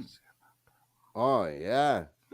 Wouldn't that kind of I would like to see a fan grab on to that long ass braid of Bianca at WrestleMania. I'll take my I think money. if she were to turn heel, I think it would be the good way to go is be chopping off the braid. But if Maybe I she's- need her heel. No, keep it. Even as heel, you keep it. You maybe style it a bit different, make it still Mhm. the braid. But I think that would be a great weapon as a heel. Maybe I want to see Bianca as a heel. Maybe I'm Oh. done with her being a face. Yeah, I'm definitely intrigued to see how she would handle that being a heel. Maybe it'd be easier Yeah. for her and let go of that goody two shoes way that she's been handling herself. Yeah. Maybe. Yeah. Moving on. It's just like Bailey, right? When Yeah. is Bailey? Bailey, she was two things. She became heel. It was like the best thing for her. So Yep. maybe give me a heel Bianca after this or something. She gets the title. She's good for a while, and then she ultimately gets the Becky syndrome where she wants it all. Then she's cocky and and then she becomes a heel. I'd be interested to see that. Yeah, me Mhm. too. Mhm. I'm down for a Bianca heel. No Mhm. problem with that. Mhm. Then we had the promos, the Miz TV with the Cody dashing tease. But Right. finally, it was Logan Paul is going to be his tag team partner. Absolutely zero interest for this Mysterios versus Miz and Logan Paul match. Negative Better be- 0. Better I be don't on the s- kickoff show. It's not gonna Probably, be, yeah. It won't be though. You don't think so? No. No. No, you're not Logan gonna- Paul. Well, yeah, is they in won't it. put the celebrity. You're right. It's They been won't the put main the event on the celebrity Sunday. No, I'm in the kickoff. So I don't know. I can't see any possibility or any way of them, even if they have the best build up ever of creating interest from me for this match. So That's gonna be Moving my on. PP break. So I guess the most important. I mean, the best thing about this match was the Miz teasing Cody in this promo. I guess that was the that's best it. thing. I mean, I tuned in and I was like, all right, let's check it out. I'm like, it's Logan Paul. Okay. Yeah. Then we have the Edge promo again with some Cody teasing, but that one we still don't know who the adversary will be at WrestleMania. The adversary. Maybe it's AJ Styles because It's AJ Styles. Some teasing about AJ Styles, or It's if the definitely whole Cody AJ thing Styles. is not a work, then we might see Edge versus Cody, and that was a big money match too. You think so? Why is Edge- Edge versus Cody a big money match? Yeah. Why is it? What? Because Edge is a Hall of Famer, and Cody's one of the hottest stars in wrestling right now. Edge has been on fire this past year Okay. with all his matches being fire. You're telling me Edge versus Cody is not fire? It's on I'm fire. telling you, what's the storyline? Oh, well, that's their job for the writers to build up on that. No, I thought there was something I was missing. Oh, like- okay. You're saying okay. I understand. Sorry, I didn't understand what you meant. Okay, yes. Your mean is there a story from back then when they were together in the WWE? Okay. I would have to. I don't remember. Basically, I'm sure there are because Cody was Intercontinental Champion for a while. I just don't know when did Edge leave in 2009 or 2011? 11, right? 11. So he definitely caught Cody there. So maybe there's probably some stuff that they could work on for a future match. I'd rather see AJ and Edge than Cody and Edge. Oh, AJ and Edge is still AJ and Edge will still be a fire match. I definitely have confidence in both of them. Definitely in AJ, and still very good confidence in Edge to put out a great match. No doubt. I just think money-wise is a bigger draw. Cody's a bigger draw. Not that he's a bigger draw than AJ, but AJ At Cody the moment, Cody as an opponent to Edge is a bigger draw than just throwing AJ and Edge together for a match. I think so. Yeah, I would Okay. agree with that. moving on. So I guess we want to see, when will we see who this opponent for Edge was? Are we going to see it soon, or are they going to drag this thing on and make us think it's Cody for I a think little it's longer? by next Monday. They should have okay. That I seems think they're fair. gonna have to. They need time to promote a bit too. So Yeah. 6 weeks, guys. 6 weeks. That's right. It's April 3rd, right, or something like that. yeah, Yeah. That week, the April 3rd and 4th or something like that. Yeah. So basically, you have 5 weeks now. So 5 you have four or 5 Mondays left. Yeah. So So yeah, you- they would have to bring this this opponent out soon. Yeah, I totally agree. And then the main event was the tag team triple threat match, which was also, I guess, I don't know if I would have. match. What happened? Who? But it's Casey's saying, but it's a work, right? I'm pretty sure at least two of It's a work. you are sure it's a work. 110%. I'm not Wow. 100. I'm not 100%. I'd say I mean, I'm at 98%. I'm 110. I'm at 85-15. If Cody goes back to WWE, I stop watching 85-50. Which one is it? 85-15. Oh, okay. WWE. 85-15. What does that even mean? We're Well, I'm doing 85 percentages here. Yes, 85% that it's a work, and 15% that it's not a work. Oh, sorry. Okay, my bad. Yes, that's fair. I mean, you should have just said 85. All right, never mind. Yes. My bad. I'm trying to look for. I'm doing too many things. I'm multitasking here, and it's clearly not working in my favor. But what was this triple tag team match that I? Oh, yes, it was KO, Seth. No. Yep. KO Seth. They ended up having getting the number one contender spot. Oh no, being added to the tag team championship. So it was KO and Seth. RKO. RK Bro. Okay, bro. Okay, Sorry. bro. And the other one. I'm blank. Uh, That's how good the match was. no, the match okay. I even like the finish. But now I don't remember. My short-term memory is playing games on me. I don't know if somebody's looking it up, but I'll try. I'm looking it up here. Finn, Rhea Ripley defeats Nikki Ash. Damian Priest defeated Shelton. Dana Brooke defeated Reggie after Reggie kicked out 5 times. Bianca Belair defeated Dewdrop. Edge threw out an open challenge. Probably going to be AJ. Kevin Owens and Seth Rollins defeated RK Bro in a one-on-one. Oh, it was a one-on-one. So I don't know why I said. Oh, that's why I wrote triple threat, because now it's the championship match will be a triple threat. That's right. By them winning, they are now have entered at Alpha Academy versus RK Bro match, which is next week, if I'm not mistaken, or Monday. So now RK Bro, KO and Seth are a part of that match. You think they're gonna give the titles to Seth and KO? No. Right? I feel like the tag team titles are so above them, though. I wouldn't mind it off RK Bro. I think that story is stale. But again, maybe they would. Because at the end of the day, I don't really want to see Gable and Otis as tag champs either. Well, for now, they're still champions, right? So I don't see them. I don't see RK Bro getting them back, because I can see RK Bro dismantling and them going for a program with them against each other. Maybe Randy turning heel. Yeah. But I don't know, KO and Seth, I think I agree with the fact that they're definitely, the way they've been booking that tag team division, that it feels like KO and Seth are above, or should be above that. But I don't know if going into WrestleMania, giving them a bit more of I mean, unless that's how you break them up. You break them up, something happens. Maybe not next week. Because maybe they're still waiting for Austin to know what the fuck is going on. Austin still hasn't given an answer. Could be very well possible that way. So they're keeping their options open. Yeah. Maybe they win next week, not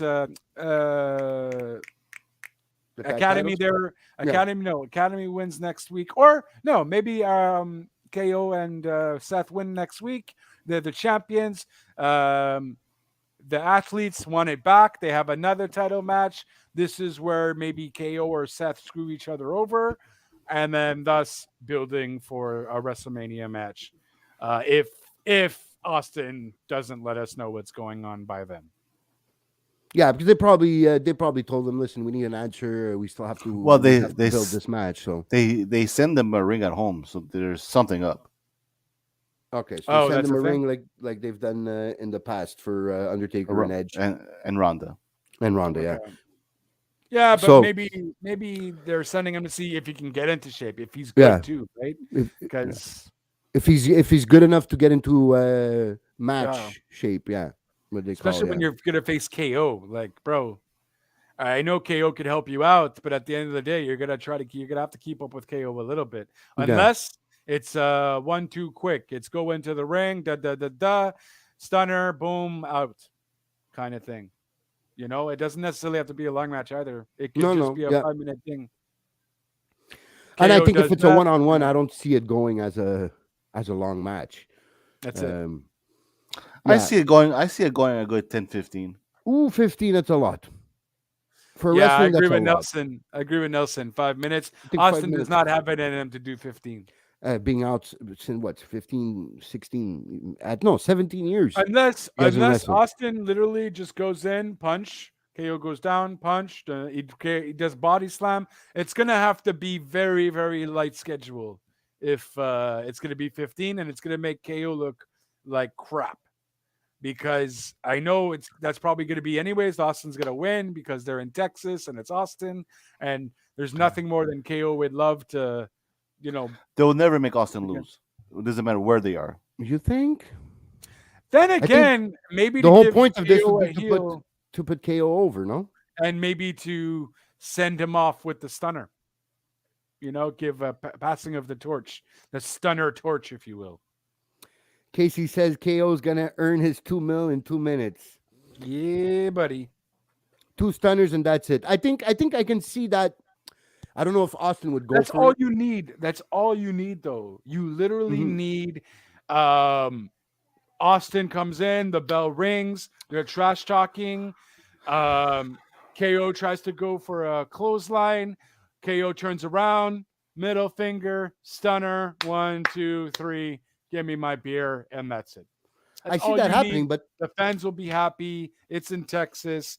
KO will have the dead night of his life. He just faced his childhood thing, and no one would be angry. No one would be angry. I would be. I wouldn't be angry. I would be a bit disappointed of what Yeah, I'll be disappointed. of how Kevin comes out and all this. But I wouldn't be surprised to see the other way around, though. I wouldn't be surprised of Kevin coming out on top with 2 stunners back to back and getting over on Stone Cold. I don't know if Stone Cold would be up for that. Mm. That's where I have a question. Oh, mark I don't still. think Stone Cold would necessarily give a shit, especially if it's the KO. to put over KO. I guess he already gave him the okay to use the stunner, so I don't That's see why it. he wouldn't okay to put KO over. I think this is the goal here. Hey is to put Vince, KO you're over. still gonna give me $3 million just to show up? What? And you're gonna give me a broken skull sesh with KO afterwards, and another $2 million? All right, I'm in. Give me a beer.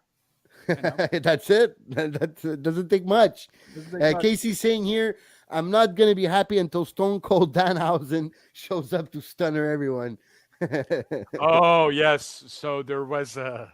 Did you watch that? You watched the Stone Cold Danhausen? Danhausen came out as Stone Cold Steve Austin. Oh no, I didn't see that. I thought it Oh, was just another Danhausen. No. He literally was dressed up as Stone Cold with his Danhausen mask, and he just stuns everybody. It was freaking hilarious. Was that in an indie show? It was in an indie show, yeah. Oh, that's cool. Yeah. We have it up on the. Oh no, we didn't even put it on the Raw in order. We did it after the fact. Yeah, it was pretty hilarious. Definitely check it out. Danhausen's just always great. It's always a good time. Yeah, he's seeming to get a lot of buzz recently around his name and his appearances everywhere. Recently, bro, he's been a buzz though. He's the top selling. He's been the top selling before on Wrestling Tees, and now he's the top selling on AEW's shop. Oh wow! So he's really popular on social media, on Twitter more specifically, and in indie shows. So I'll try to follow him, see more of his. Oh yeah, he's more a of funny his dude. Funny dude. So so that was Raw. Jesus, that was longer than Raw actually was.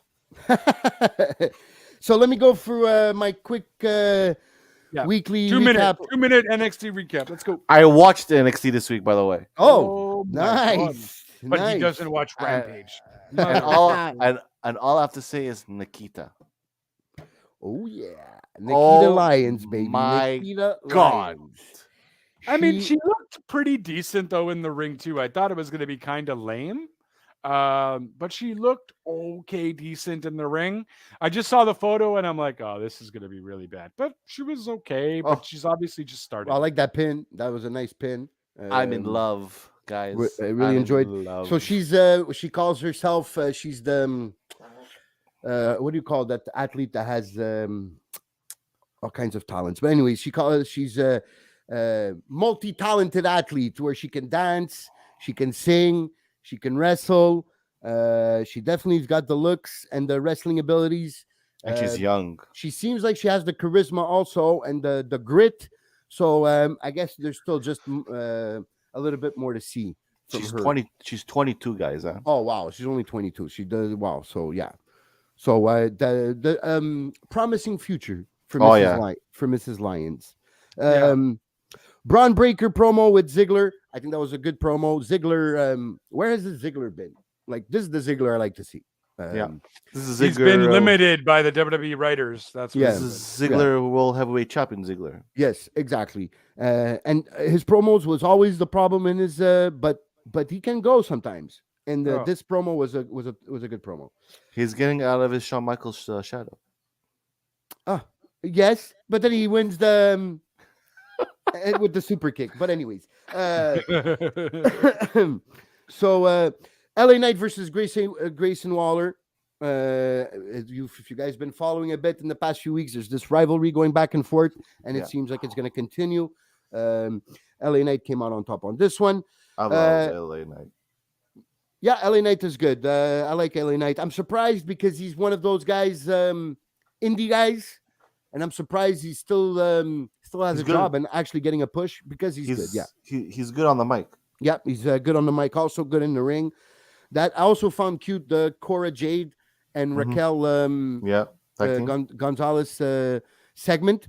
Mhm. Basically, it's Raquel's like, I'm a powerhouse. I don't fly high, you know. And Cora's like, well, now you are, and this kind of brings her to the woods for this like kind of Yeah. wipeout American ninja style warrior type of training, so she could, I guess, be less afraid of heights. I guess basically was the goal here. So I found that cute and very interesting.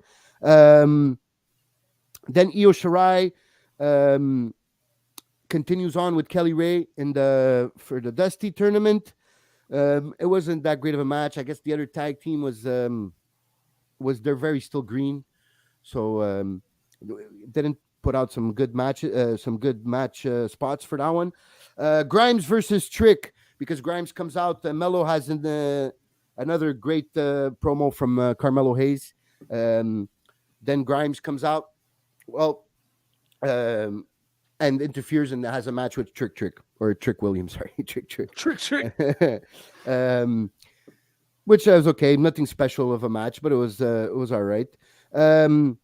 Creed, the Creed brothers come out to, I guess, celebrate their victory in the Dusty Rhodes Classic. And Imperium comes out and says they're never going to be as good, even if they're the tournament champions. They'll never be as good as Imperium are.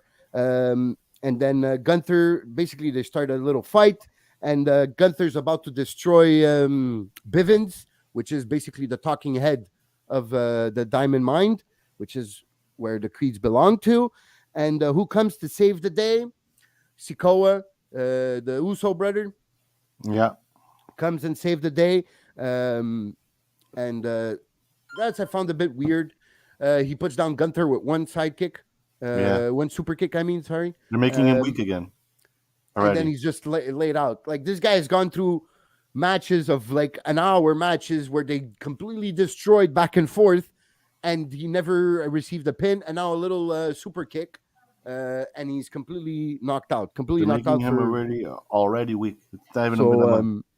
So I hope they did that for Gunther to come out on top against Sikoa. Even though I love his look, I love his wrestling, I love his promo skills. I think he's better than his brothers on the mic. But I think he's not ready yet to beat a Gunther. Gunther held that title for almost 700 days. Gunther should be considered one of the top talents in NXT. So I think it should be a good match. It's a good way to put Sikoa over. But Sikoa shouldn't come out on top from that match. I hope Gunther. He says Casey says his power was in his name. Yeah, it could be that he lost Walter and he lost all his power because that super kick shouldn't have laid him out like that. I want to leave to get a snack. So yeah, that was the Creed. So now we see. I made it in time. I would have had nothing to say with NXT.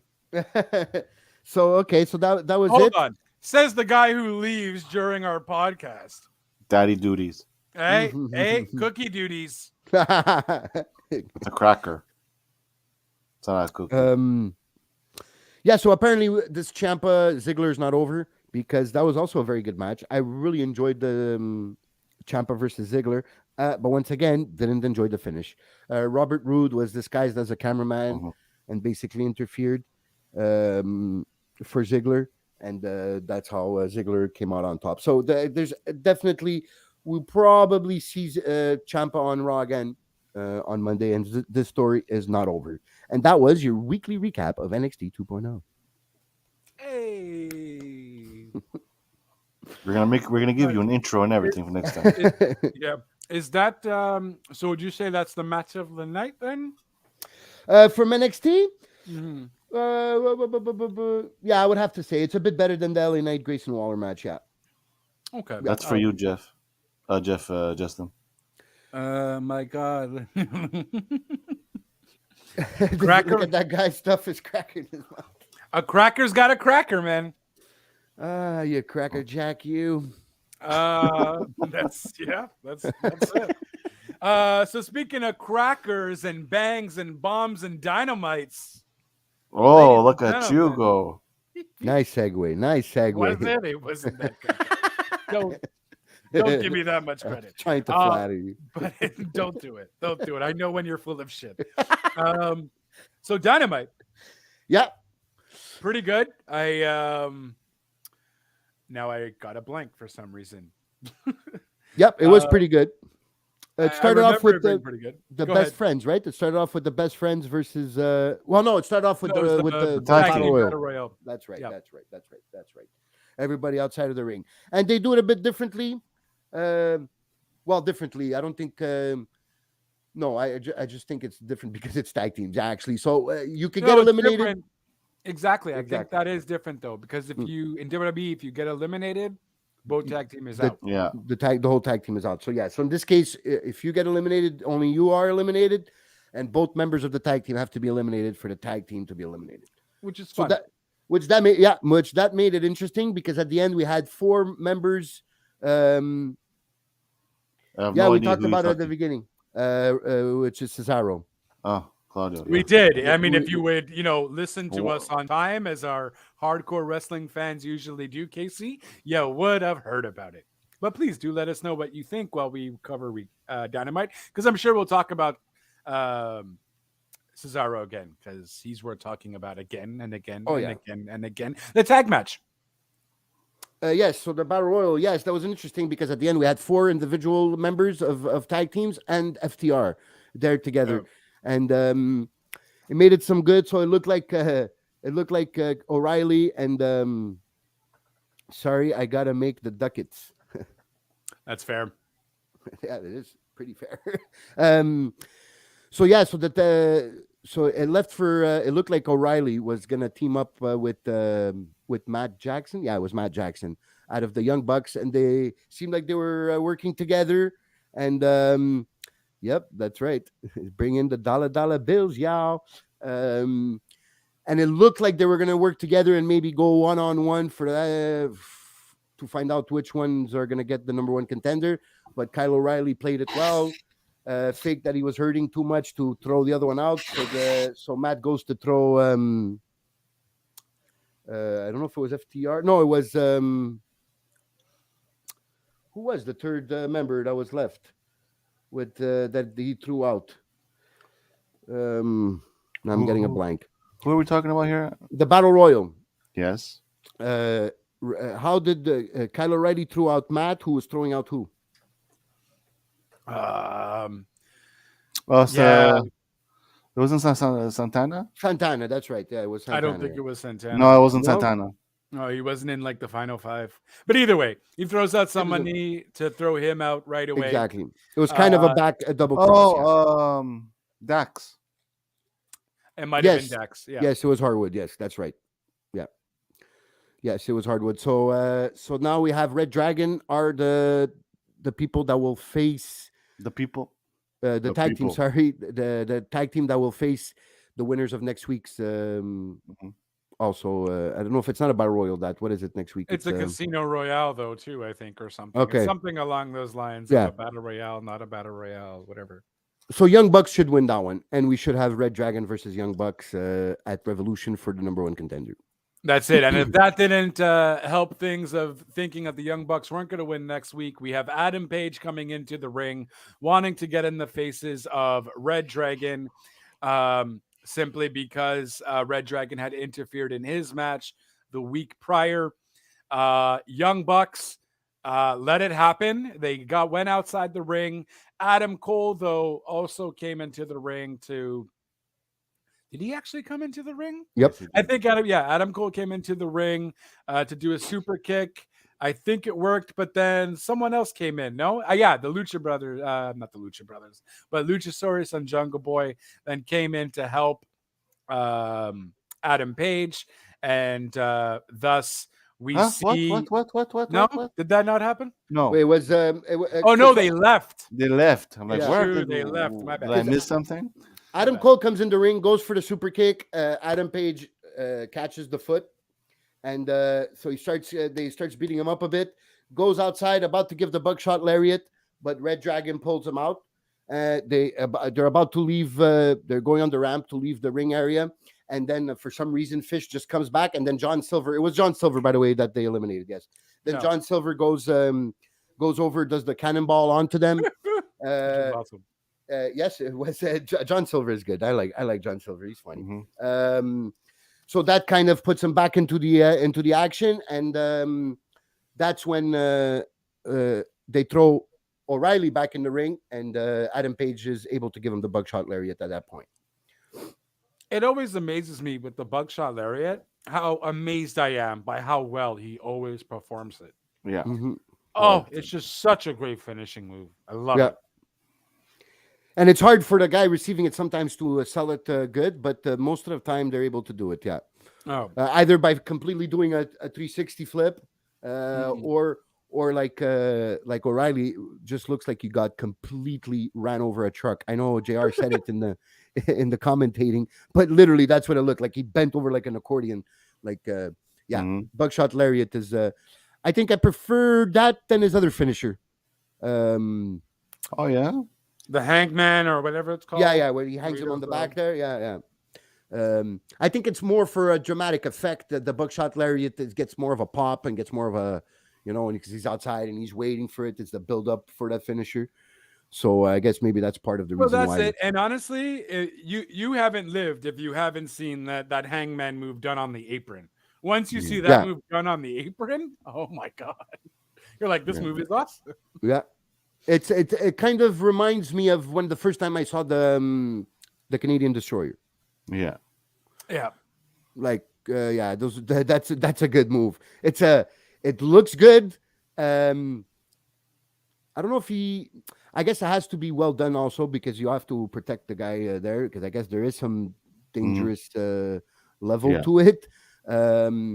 But I guess once you grab the legs by underneath and he feels that the guy grabbed the legs, then usually his head is already Placed. good enough, protected enough to do the move. So you're Yeah. not. But either way, it's not like you're going on your knees. So at the end of the day, you're slamming on your knees. Yeah. So at the end of the day, his head is never hitting the mat yeah, that's because true. he's behind him, right? So Yeah, it's yeah. not like a pile driver or something. No, It's yeah. behind him. My knees hit first. Your head doesn't touch. We're good.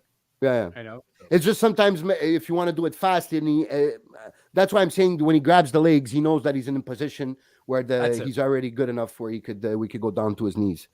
Yeah. So that was that. I think that was a very good segment. That first half an hour of Dynamite, it served well. There was a good purpose for it for the battle royal, and it also served the main event picture. So yeah. I was enjoyed that first match. So going forward, what was next? The promo. MJF. Yep. MJF, CM Punk. Yep. So yeah, let's talk about that one. Wow. That's what I said after the promo. His mother came out on Twitter. I don't know if you guys saw that. Well, No. he posted it, a screenshot of his mother's Twitter feed, where she's like, finally, for the first time in a long time, I'm paraphrasing here. I'm proud of my son. You finally, you're showing that every kid that has a dream can make it a reality out there. So I guess the question is this a work or a shoot? I think that was the real deal, man. I think it's a bit of both. So, and it's very possible that Maxwell Jacob Freeman felt that way. A lot of people felt that way when CM Punk left. Vanilla You Jew boy. know, and he was also younger than we were. Yeah. Too, when he left. So that might hit a bit different if you're aspiring to be a wrestler and your favorite wrestler does leave. It does get you. I don't know if the whole high school story was legit or not, but it certainly helped into his story. By the way, did not know he was Jewish. Me For either. some reason that just whoop. Shalom. So, but yeah, I mean, at the end of the day, though, he's so good that you're perplexed, you know. And then CM Punk coming in, was that true? You know what I mean? It was all done perfectly. And at the end of the day, this doesn't mean MJF is going to be face. No. This just means he's going to do something to manipulate CM Punk to have Yeah. his guard down and ultimately do like a crazy heelish maneuver. It just made another layer for. I think for this is MJF. yeah, I completely agree. I think this is just an opportunity for him to create even more heat Yeah. Yes, when the time is right. So that's it. I got to give props to him, MJF. And He keeps on raising the bar when it comes to these things, And and this- every time I think he reached his peak, he comes out with something like this. So this props makes to him. me think that MJF is gonna win this match now. Oh, MJF is going to win the match regardless.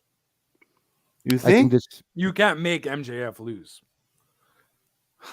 I think he's gonna get the beating of his life, but he's gonna come out on top. He's going to come out on top. Yeah.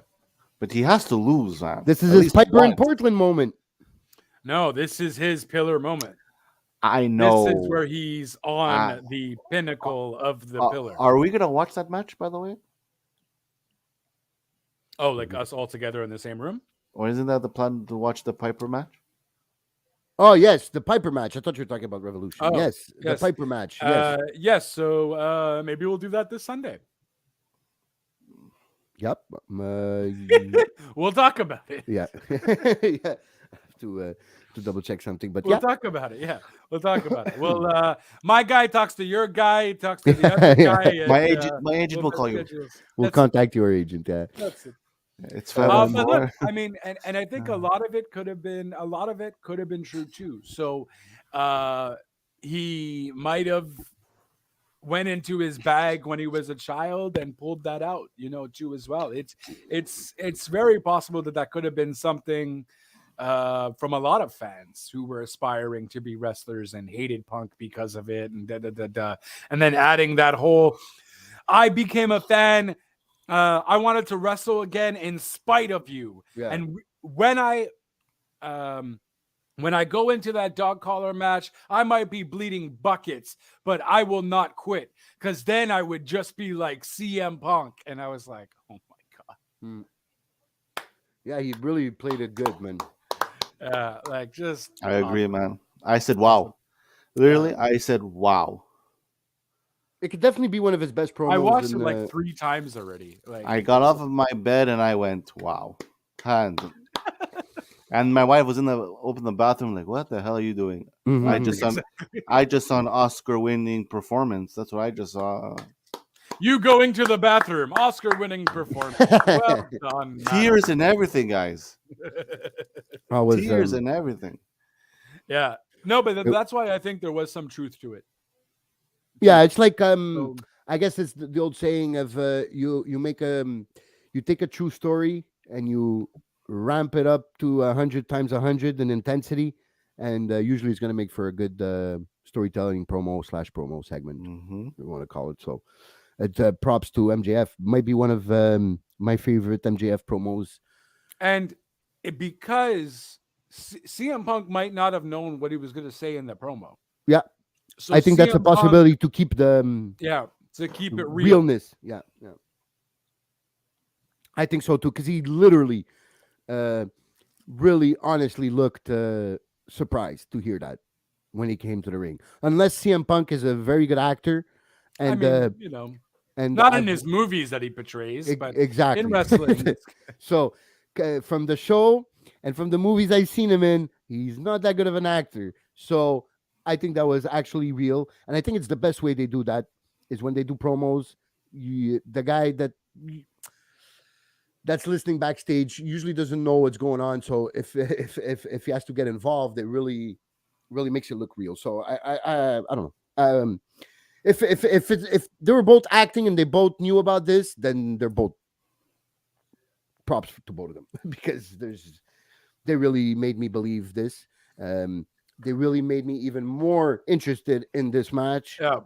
So Because everything I was worked. already sold. They Yeah, already yeah. tied it in a bow for me. I'm ready to open my present on Revolution Night and look at this amazement that is the dog collar match. It's Mhm. just added to that, and I'm down. I'm yeah. I think now it's a whipping whipped cream. They just put yesterday. They just put whipped cream on it, and probably next Wednesday we'll have the Little bit cherry more on top, sprinkles. Yeah, just the cherry, little and then sprinkles. little sprinkles, and we're ready for Revolution, guys. Yep. So yeah, that was MJF's promo. Deserves to be mentioned because it's one of his best. And it's amazing, huh? We've seen the best promos happen in AEW with CM Punk and with MJF. But Usually CM one Punk or the has others been- one or the almost others always is in it. involved. Yeah. So that you have to give something to them about their acting skills and the way they could. I did. I keep said the crowd. Oscar performance. What else do you want me to say? You're right. You're right. I wasn't. Not everything's about you, Big Red. I was just referring to the general public out there too. Okay, But yeah. After that, we have Malachi Black versus or the Black Throne or whatever. House Black of Black. Throne, House Oh of no, Black Throne. that's true. They have a tag team name outside of the faction name, right? Yes. You said it last week, John. I forgot. And I lost it. Yeah. House of Black Throne versus something Black Penta. Knight Throne Black something. That's it. So something The along Kings those of the lines. Night Throne or something like that. So it was Kings of the Night Thrones. I think that's something like that. I think that's what I remember correctly. So they were in a tag team match with Pac and Penta Obscuro. So Penta comes out as his alter ego, the dark, I guess the darker version of Kings of the Throne, right? That's KC saying. King of Kings. Kings of the Black Throne. That's it. Kings of the Black There you Throne. go. Thank I was you. close. Thank you, Casey. Yeah, which they put out a great match. Mm-hmm. Yeah. The finish, I mean, I guess it was the right finish to bring in Buddy Matthews the way they did. And he got maybe it's just me, but this guy, Buddy got bigger or something. He's ripped. Yeah, he's definitely ripped. Yeah. He's ripped, but he looks weird with Malachi Black and King. Like he doesn't fit. It seems out of place, yeah. He seems very out of place. Maybe it's because he doesn't have a tattoo on his body, and the others have like a Van Gogh of tattoos on their body. You know, like I don't know, but they just looked weird in that regard. Give it time. Give it time. Maybe. Well, I guess maybe because I don't know, because even the gear was a bit out of place too. I don't know, the white and black. I don't know. It didn't seem right. Penta Obscura, a variation in Pentagon Dark. His character from Lucha Underground. So yes, I hadn't seen much of Lucha Underground, and I know some people really enjoyed those 3 seasons of Lucha Underground. Apparently it was a good show. It's not bad. I know it used to be on TLN right here in Canada. Well, it was on Netflix for a while. Oh, I didn't know it was on Netflix. But I know there's a lot of cool stories that happened there, and some cool storytelling and some Prince cool Puma wrestlers and too. all that. Yeah. So I had heard about Penta's stint in Lucha Underground. Yeah. But I had never seen any of his wrestling. I'd seen him in Impact. Free and Tubi. Okay, thank you. So I will definitely check that out. I'd seen him in Impact. I'd seen his great matches with what's his face, Mox's friend there. Yes. With the hat there and the yes, bat. yes. I forget. He had some great matches with him. So I love Penta. I want to see Penta versus Malachi on a 1-on-1. Maybe a no DQ or some type of weapons match or something. I'm interested. I would be interested in seeing that. But I guess they had to go to come back to what I was saying. I guess they had to go to that finish like that to introduce Buddy Matthews. Yeah, I'm not a fan of them being a tag team though. Who's this? Penta and Pac? No, King and Malachi. I don't see Malachi as a tag team guy at all. Well, I guess they don't have nothing for him yet to be for single. Well, I don't know. I mean, you could have still done the same thing with doing Pac versus Malachi, or you know, Pac or Penta versus Malachi as well. You know, I think that was the plan until Felix got hurt. That's possible. Well, that makes sense. Yeah. I don't know. I want to see King alone as well. I think King is the better out of the two in terms of when they're a tag team. Because I know Malachi could kill it when he's alone. Right. So I don't know. I would see Malachi more as the leader of the faction go on a single run.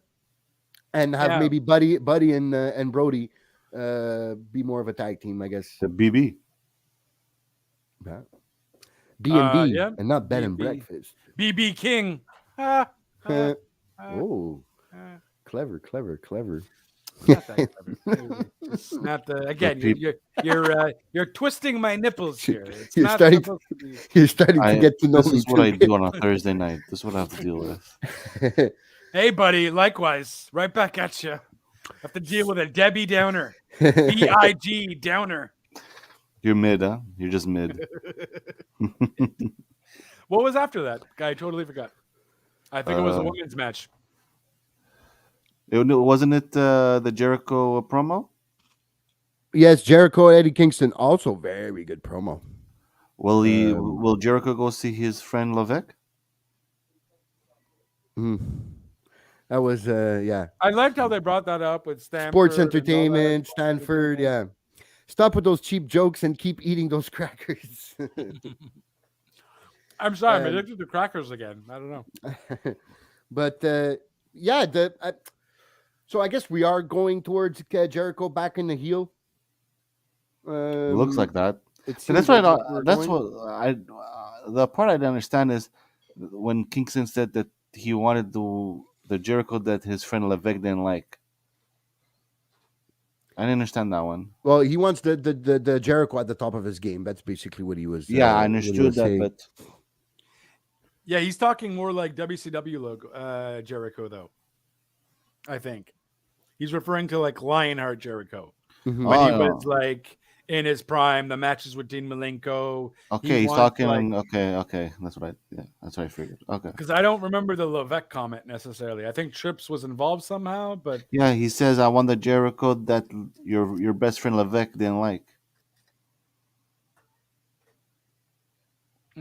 okay, I got to rewatch that. I don't know why he would say that. What was so synonymous? I don't know. with- That's why I'm saying. Would Jericho already have a big rivalry with? Oh, guess- I mean, maybe with China, and Jericho is facing with China for the IC title. I don't know. I don't know. It could be a reference there, or maybe it's when that's the when Oh, he okay. became undisputed champion. No, Yes, it's because in the beginning Jericho and Triple H in real life didn't like each other. Okay, well, I mean, I figured that, but why? When? Like, think it's they got I don't into feel like it's big news to the point It's where when you're it's going to when mention that. it's when he came in to I think they got WWE. into a fight even. Yeah, it's when WWE when he was still the Y2K, Y2J. Sorry. Yeah, Time. Oh, yeah. I think okay. I remember that time. Yes. Who did he beat to in the same? He beat Stone Cold and The Rock in the same at WrestleMania in the same night to become undisputed champion, right? Have both Right. belts.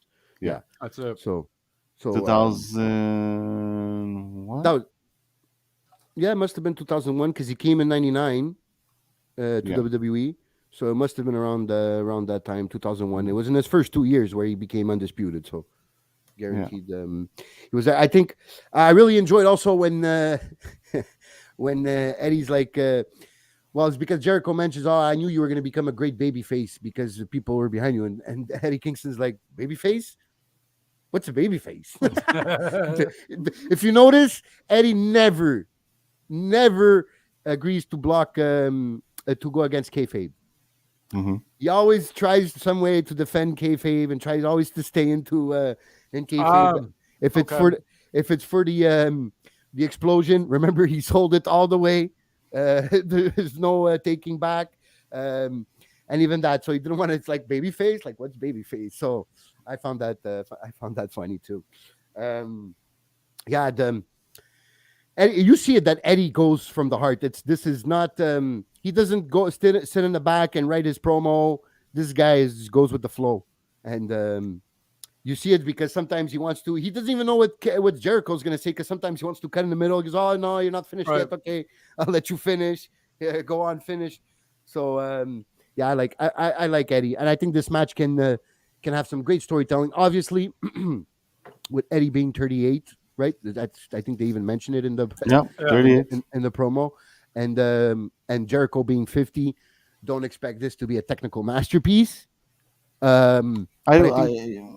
You guys, I won't be surprised. It's I it's think gonna it be would be a good man. match. It's I gonna think they'll be able to go. Not Yeah. a technical mess. I mean, Eddie Kingston's not overly technical to begin with. Yeah, No. that- He's a Um, brawler. He's a brawler, Yeah. so you're gonna see a good match. You're gonna see some blood. You're gonna see a bit of WCW Jericho, a bit of Impact Kingston. yeah, I would like to see that. So I'm interested for some more promos in the weeks to come, in the 2 weeks to come before their match. So Definitely. Yeah. give me more of some of those promos. So yeah. So what's next? I have to remember everything, huh? It's because I just saw it today, so I didn't take notes on the AEW. So I thought I was gonna be able to remember everything, but It was the woman match. the Jade. oh yes, Jade Cargill. We can skip that. Yep. Okay, good.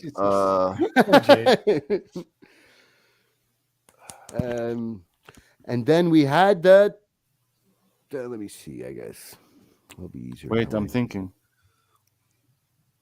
Okay. Well, while you take forever to think, he'll look it up. Hey.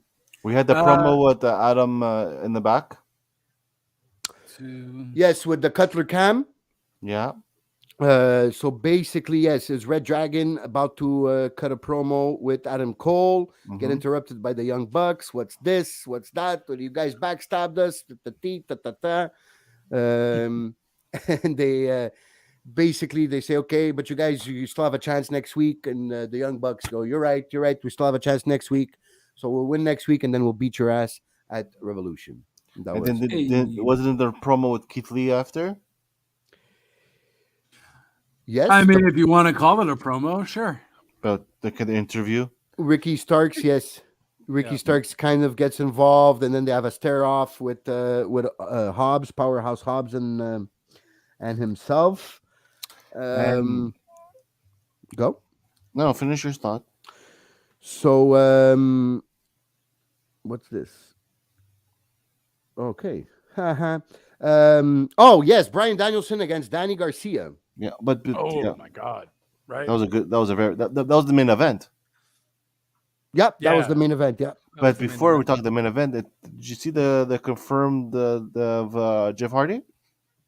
No. No, He has confirmed that he's gonna be signing with AEW.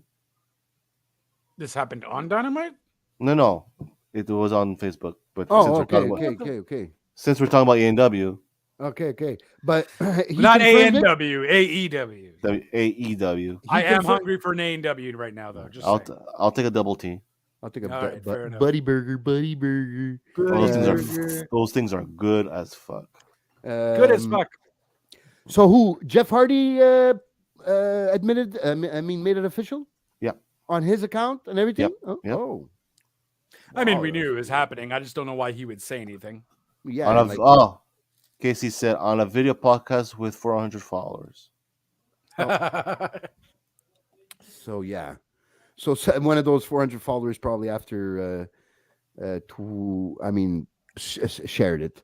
So yeah, I guess we're not surprised because we knew that was going to happen. But I'm surprised that they're taking away Tony Khan, a weapon out of Tony Khan to bring in to make it a surprise or make a special entrance. And then Matt Hardy left this week again too. He left Private Party alone. He left Private Party alone. Yes, after the backstage segment with Andrade. Mhm. So yeah, we see something. We see something happening there too. Okay, so it makes sense. All the dominoes, the dominoes are falling into place. So, And then we have the main event. main event: Daniel Bryan versus Bryan Danielson versus Daniel Garcia, Garcia. and that was a good match.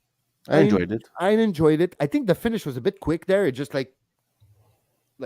tilted there because it was going back and forth, and then all of a sudden he went with the kicks to the head, and bang to the. And then So he mentioned that nothing was official though on his Twitter. Nothing is official. Social media can't be right now. I've simply set a goal for myself, and I will achieve it eventually. But it's like a question mark. Oh, okay. So he's basically saying my goal is to go to AEW, but The there's main thing is, in quotations, don't get excited. Okay. But he has it in quotations. So I don't know. I don't He's going remember. to AEW. Okay, moving on. But he says, don't get excited. I guess he probably got a phone call from Tony and saying, "Oh, like you Shut just up, Jeff. screwed up our plans or something." Yeah. So that would make sense that he's that now he's backtracking a bit because that's he fair. thought those 400 followers weren't gonna. He's like, man, I really thought you idiots wouldn't say anything. I told you it's only between me and you. That's But it. Me and my 400 followers who like my music. he's saying I fucked up and accidentally said too much. Yeah, basically. Yeah, that's what he's doing. Yeah. But yeah, to go back to the Brian Danielson match against Daniel Garcia, like I was saying, I think it was a very good match, back and forth, showed the potential. I guess Brian was a bit willing to give us a light into maybe what Daniel Garcia will have for us in the future, because we saw some great moves back and forth, technical moves. I think Daniel Garcia is very good technically too. This is the first time I've noticed Daniel Garcia, and his record has been like 14 and like 52 or something. And I'm like, damn, this is like one of the only matches I've really ever noticed him, I guess. He played a lot on Elevation though, and stuff like that too. Yeah. But I know he's done a few on Dynamite as well. But this was the first one that made me like, Daniel Garcia, hey. Like, I know he was always with 2.0, but I never paid attention to him. Yeah, because mostly the match that we see on Dynamite are usually were like trios matches with 2.0 or something like that. I think he had a few on Rampage, one-on-ones. I think Adam Cole was one of them, which also was a good match. But this is really the first time where he gets to showcase his talent on the main I feel like event of Adam Dynamite. Cole just like beat his ass. So Not too long ago, yeah. Yeah. He's been hanging out with 2.0. Have you been distracted? Or do you... I think he meant you've been distracted. Have you been distracted? But yeah, but we definitely saw the potential in Daniel Garcia. I just think that from going back and forth match here and there I think he just had done an offensive move, Daniel Garcia, and all of a sudden Daniel Bryan just gets him. I think it was kind of a reverse. I'm not sure if it was a reverse or not. But anyways, he just starts with this bashing his head in. That move when he takes the hands and he just starts bashing the head, and then they basically pass out, and then he gives them the triangle sleeper, and that's it. And then 2.0 gets involved. They start beating on Daniel Bryan. And who comes out to save the day? Wow, bang. Dun, dun, dun, dun, dun. John Moxley comes out and helps out Daniel Bryan, and it is made official that Moxley will face Daniel Bryan at Revolution. But Daniel Bryan warns Moxley, or Bryan Danielson, warns Moxley that he will not be the one bleeding at the pay-per-view. So another fire matchup to be added to Revolution. And I believe very excites. And I believe after that they're going to join forces, people. Yeah, I think they're going to have the best of both worlds, because people were excited for both. Yeah, and I'm excited for both too, so I'm down with that. I think this match is gonna end with a no decision. Oh, I hope not. I really hope not. No, you cannot do a Daniel Bryan match anymore with a no decision. Yes, you could. You fucked it up.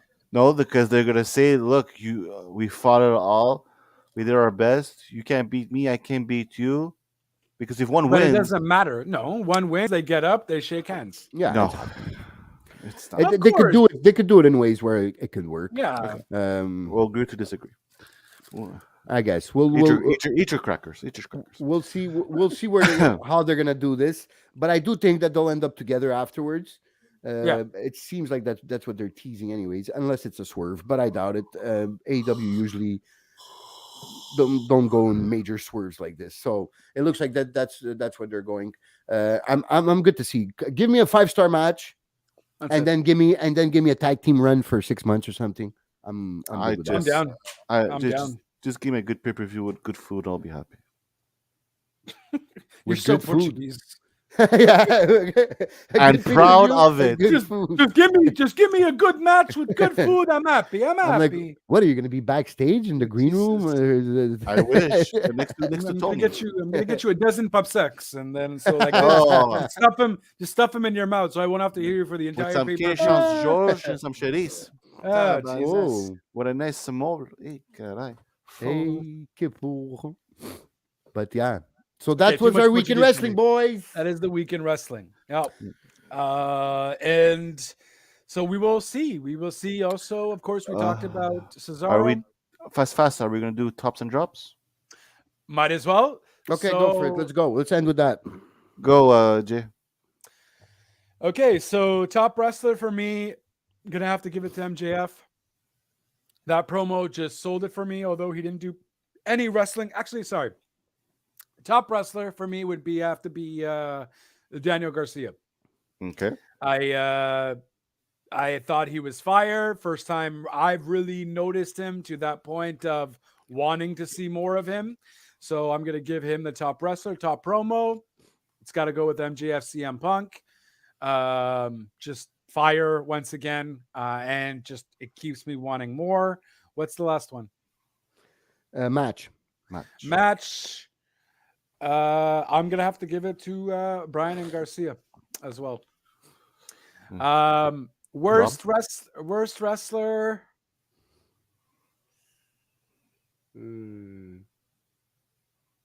Doudrop, because they're just not doing anything with her. Okay. Worst promo.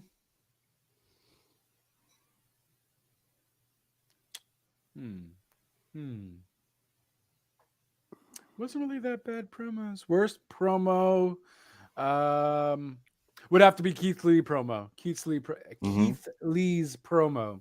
Because it wasn't exciting. It felt like it was kind of cut to at some point. Mhm. And what am I missing? Worst match. Worst match. Fair. That, my friends, will have to go with Damian Priest versus who did he face on Raw? Sheldon. Damian Priest versus Shelton, because honestly, just wrestling wise, it was a pretty decent week. So I'm gonna have to give that to Damian Priest versus Shelton Benjamin. Kid. All right. So my tops and drops. Top promo. There's that. I don't like to usually like pick the same thing as my colleagues, but there's no way around it. MJF has to be the top promo of the week. Mm-hmm. It wouldn't be intellectually honest to give it to anybody else. So I like that answer. so yeah, so that would be the top promo of the week. Top wrestler of the week. Top wrestler of the week. I will have to go with Ziggler. With a good enough match on Raw and a very good match on NXT with a very good promo. So I'll go with Ziggler for my top wrestler of the week. My top match of the week. I guess it's a bit in between, but I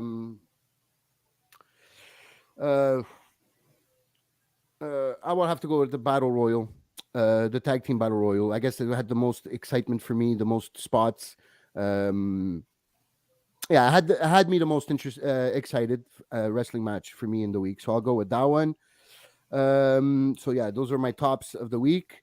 And for my drops, special mention to for my tops, a special mention to Brock, because Brock's promo was pretty good too. It was funny. But just MJF is just was the top one. So that's why. For the drops of the week, drop wrestler. Okay, drop match would definitely be Io Shirai and Kaylee Ray's tag team, Dusty Rhodes tag team match. I think that was the lowest key wrestling match of the week. Wrestler, wow. I guess I will have to go with Sheldon, because like, what are they doing now? They just threw him into a match with Damian, and like I said, these guys are not in the Hurt Business, but they're still being sold as being part of the Hurt Business. So it just shows you how they have no idea what they're doing with these two. So Sheldon will be my drop wrestler of the week, and my drop match of the week. Oh no, sorry, I said my drop match. My drop promo of the week. Here, Casey's saying TK right now is frantically rewriting the face of the Revolution qualifying matches for next week to include Claudio / Cesaro. I wouldn't be surprised. He deserves. Just hoping. Yeah. Here's to hoping. That's for sure. And my drop wrestler of the week. My God. Okay, I'll go with Grayson Waller because I hate him.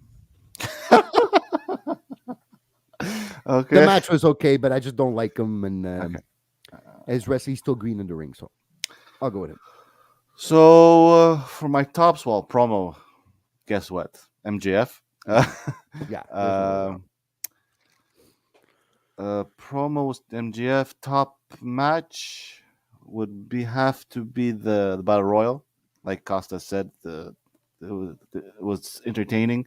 There were so many storylines in one ring that it could go gone anyway. Top wrestler. This is a tough one, but I would have to go with. This is really tough. Black. I don't know why, but I enjoyed what he did this week. Mm-hmm. Well, you might as well give it to Matthews at that point. No. Just fuck his debut. Just no. He's not even worth getting the wrestler of the week. For my drops, promos, I would have to be that Neil segment that Miz did with Logan Paul. Yeah. Oh, that's fair. That was my promo. Well, not with Logan Paul, with the Mysterio. Sorry, because when Logan Paul came in, they just started attacking the Mysterios. Yeah. When I drop the wrestler, would have to be what's her name? Jid, whatever. Yeah, Jade Cargill. Yeah, I can't stand her. The only thing I like because you can't pronounce her name. Is that no, because you're telling me she's the next Goldberg. I'm like, calm down.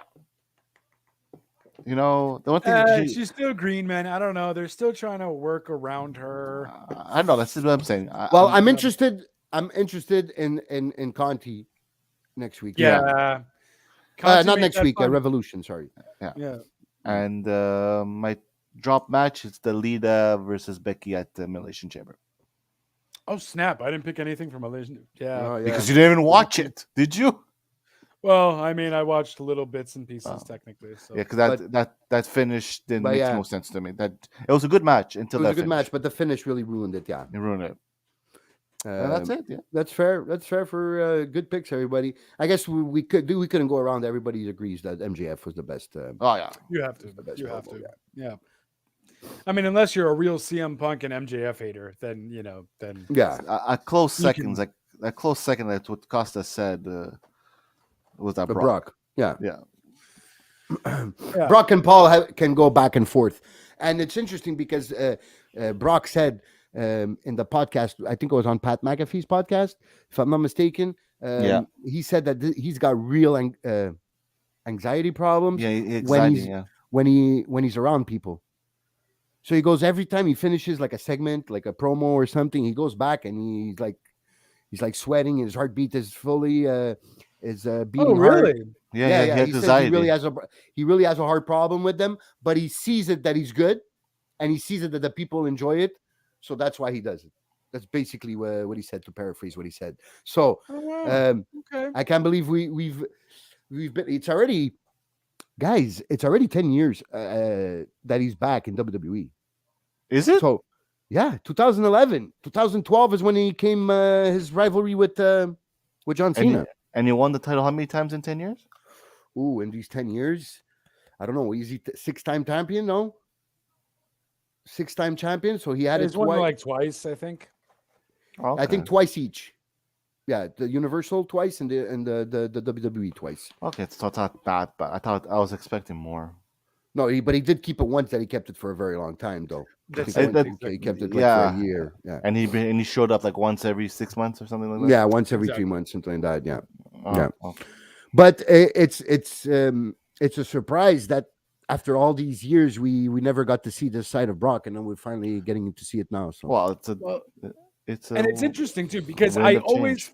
I always felt there was something there with Brock not wanting, like, I just thought he just didn't like people, right? He's Yeah, just which- to himself kind of guy, which it might which be, he is. but with he says that's the way he is. Yeah. yeah, and with the added anxiety, but maybe that's the way he is because he gets anxiety from Yeah. being surrounded and so on. And that's So- why he lives in the middle of nowhere on a farm in Saskatchewan. And if I would have known about this story beforehand, Brock Lesnar would have been my top wrestler of the week. Because that takes a lot of courage, man, and that's awesome yeah. that he's doing that. And so kudos to Brock, because I can now respect. Well, it is the road to WrestleMania, so we'll see what happens after Mania if he's still there on a week-to-week basis. But kudos to Brock for just doing whatever he can after, so long, just coming help in the every business, 3 yeah. months to help the business. So kudos to that. Although WWE is a falling company, but you're doing what you can. So I applaud he's, you he's, for- holding, he's holding up his side of the bargain. That's for sure. That's it. That's it. Exactly. So, yeah, Unlike guys, Goldberg. Yes, unlike Goldberg, which is now a free agent, huh? So it's almost confirmed, all elite, huh? Oh, please don't. It's do that. Silverberg. Did you guys see that meme? Yeah, it's Silverberg. I saw. Silverberg is all but confirmed, all elite. That's great. Yeah. So, That'd be Yeah. great if John Silver did that. That'd be awesome. oh yes, oh that's a great idea, JLB. Oh, That's a I great thought idea. that's what you meant by Silverberg. No, that's the meme I saw with a picture of Goldberg, and you know that picture they do in when a new guy signs with all elite. So they have that picture with the background all elite, and they have a picture of Goldberg, and it says Silverberg confirmed to all elite. So that's why. But yeah, John Silver is okay. amazing. So Casey Yeah. says, and with that, JLB is a whore. Merch available at Raw and Order. Deuces. That's it. Where you can get that signed autograph thing if we do go on March 4th or March 6th. March 6th. yeah, guys, which that we was our won't be week in going wrestling. because of Because it's a AEW. revolution. Yeah. Yeah. Yeah. Revolution. And bad move by WWE Yeah. by putting that at the same time as Revolution. I think Again, if, they didn't know, but yeah. yeah. Right. Hopefully it's the fact that they didn't know. Hopefully it's not to troll AEW. Unless I they think that- messed up and they randomly thought the MSG show was the night that Revolution was going to be on. You're too nice. Well, actually, no, I don't. I think I've heard that before. I think I've heard that the Garden show was supposed to be at the same night as Revolution. Just they Yeah. thought Revolution was going to be on a Saturday, and it ended up being on a Sunday. That's it. So I think that's a very possibility because I think I remember reading that somewhere. because I feel like why wouldn't WWE try and do that? You know what I mean? Because it is kind of WWE returning home because they say the Garden is basically Right. the home arena for WWE. That was their territory before, during the territories, and after the territories. Okay. So that's it, guys. That was another week in wrestling. That was pretty good. Does anybody want to add anything before we sign off? No. No, here's to hoping I get to have my tops and drops with Cesaro next week. Yes, I do hope we get to see Cesaro sooner rather than later. Yeah. So, so guys, thanks everybody for joining. Everybody that participated in the comments, everybody that interacts with us. It is always welcome. We love The you. We love our Nelsons, the supporters. Jeffs, the Caseys of the world. We thank you. Everybody, you just make it funner for us, and we Or always more love fun. to yeah, more fun, I guess. Funner is not a word. You're right. But yes, so thank you to you guys and everybody that is listening and that's a bit shy or scared. You're always welcome to comment in our section. Just write your name and apply so we can see your name on Facebook, right? As I'm saying it right. That's what they need to do so we can see their names. So yeah, we always welcome your interaction with us. Thank you again. And from where can we find you, JLB? Yes, so you can find me at JLB420. That is the personal Twitter where I talk about Everything and Anything.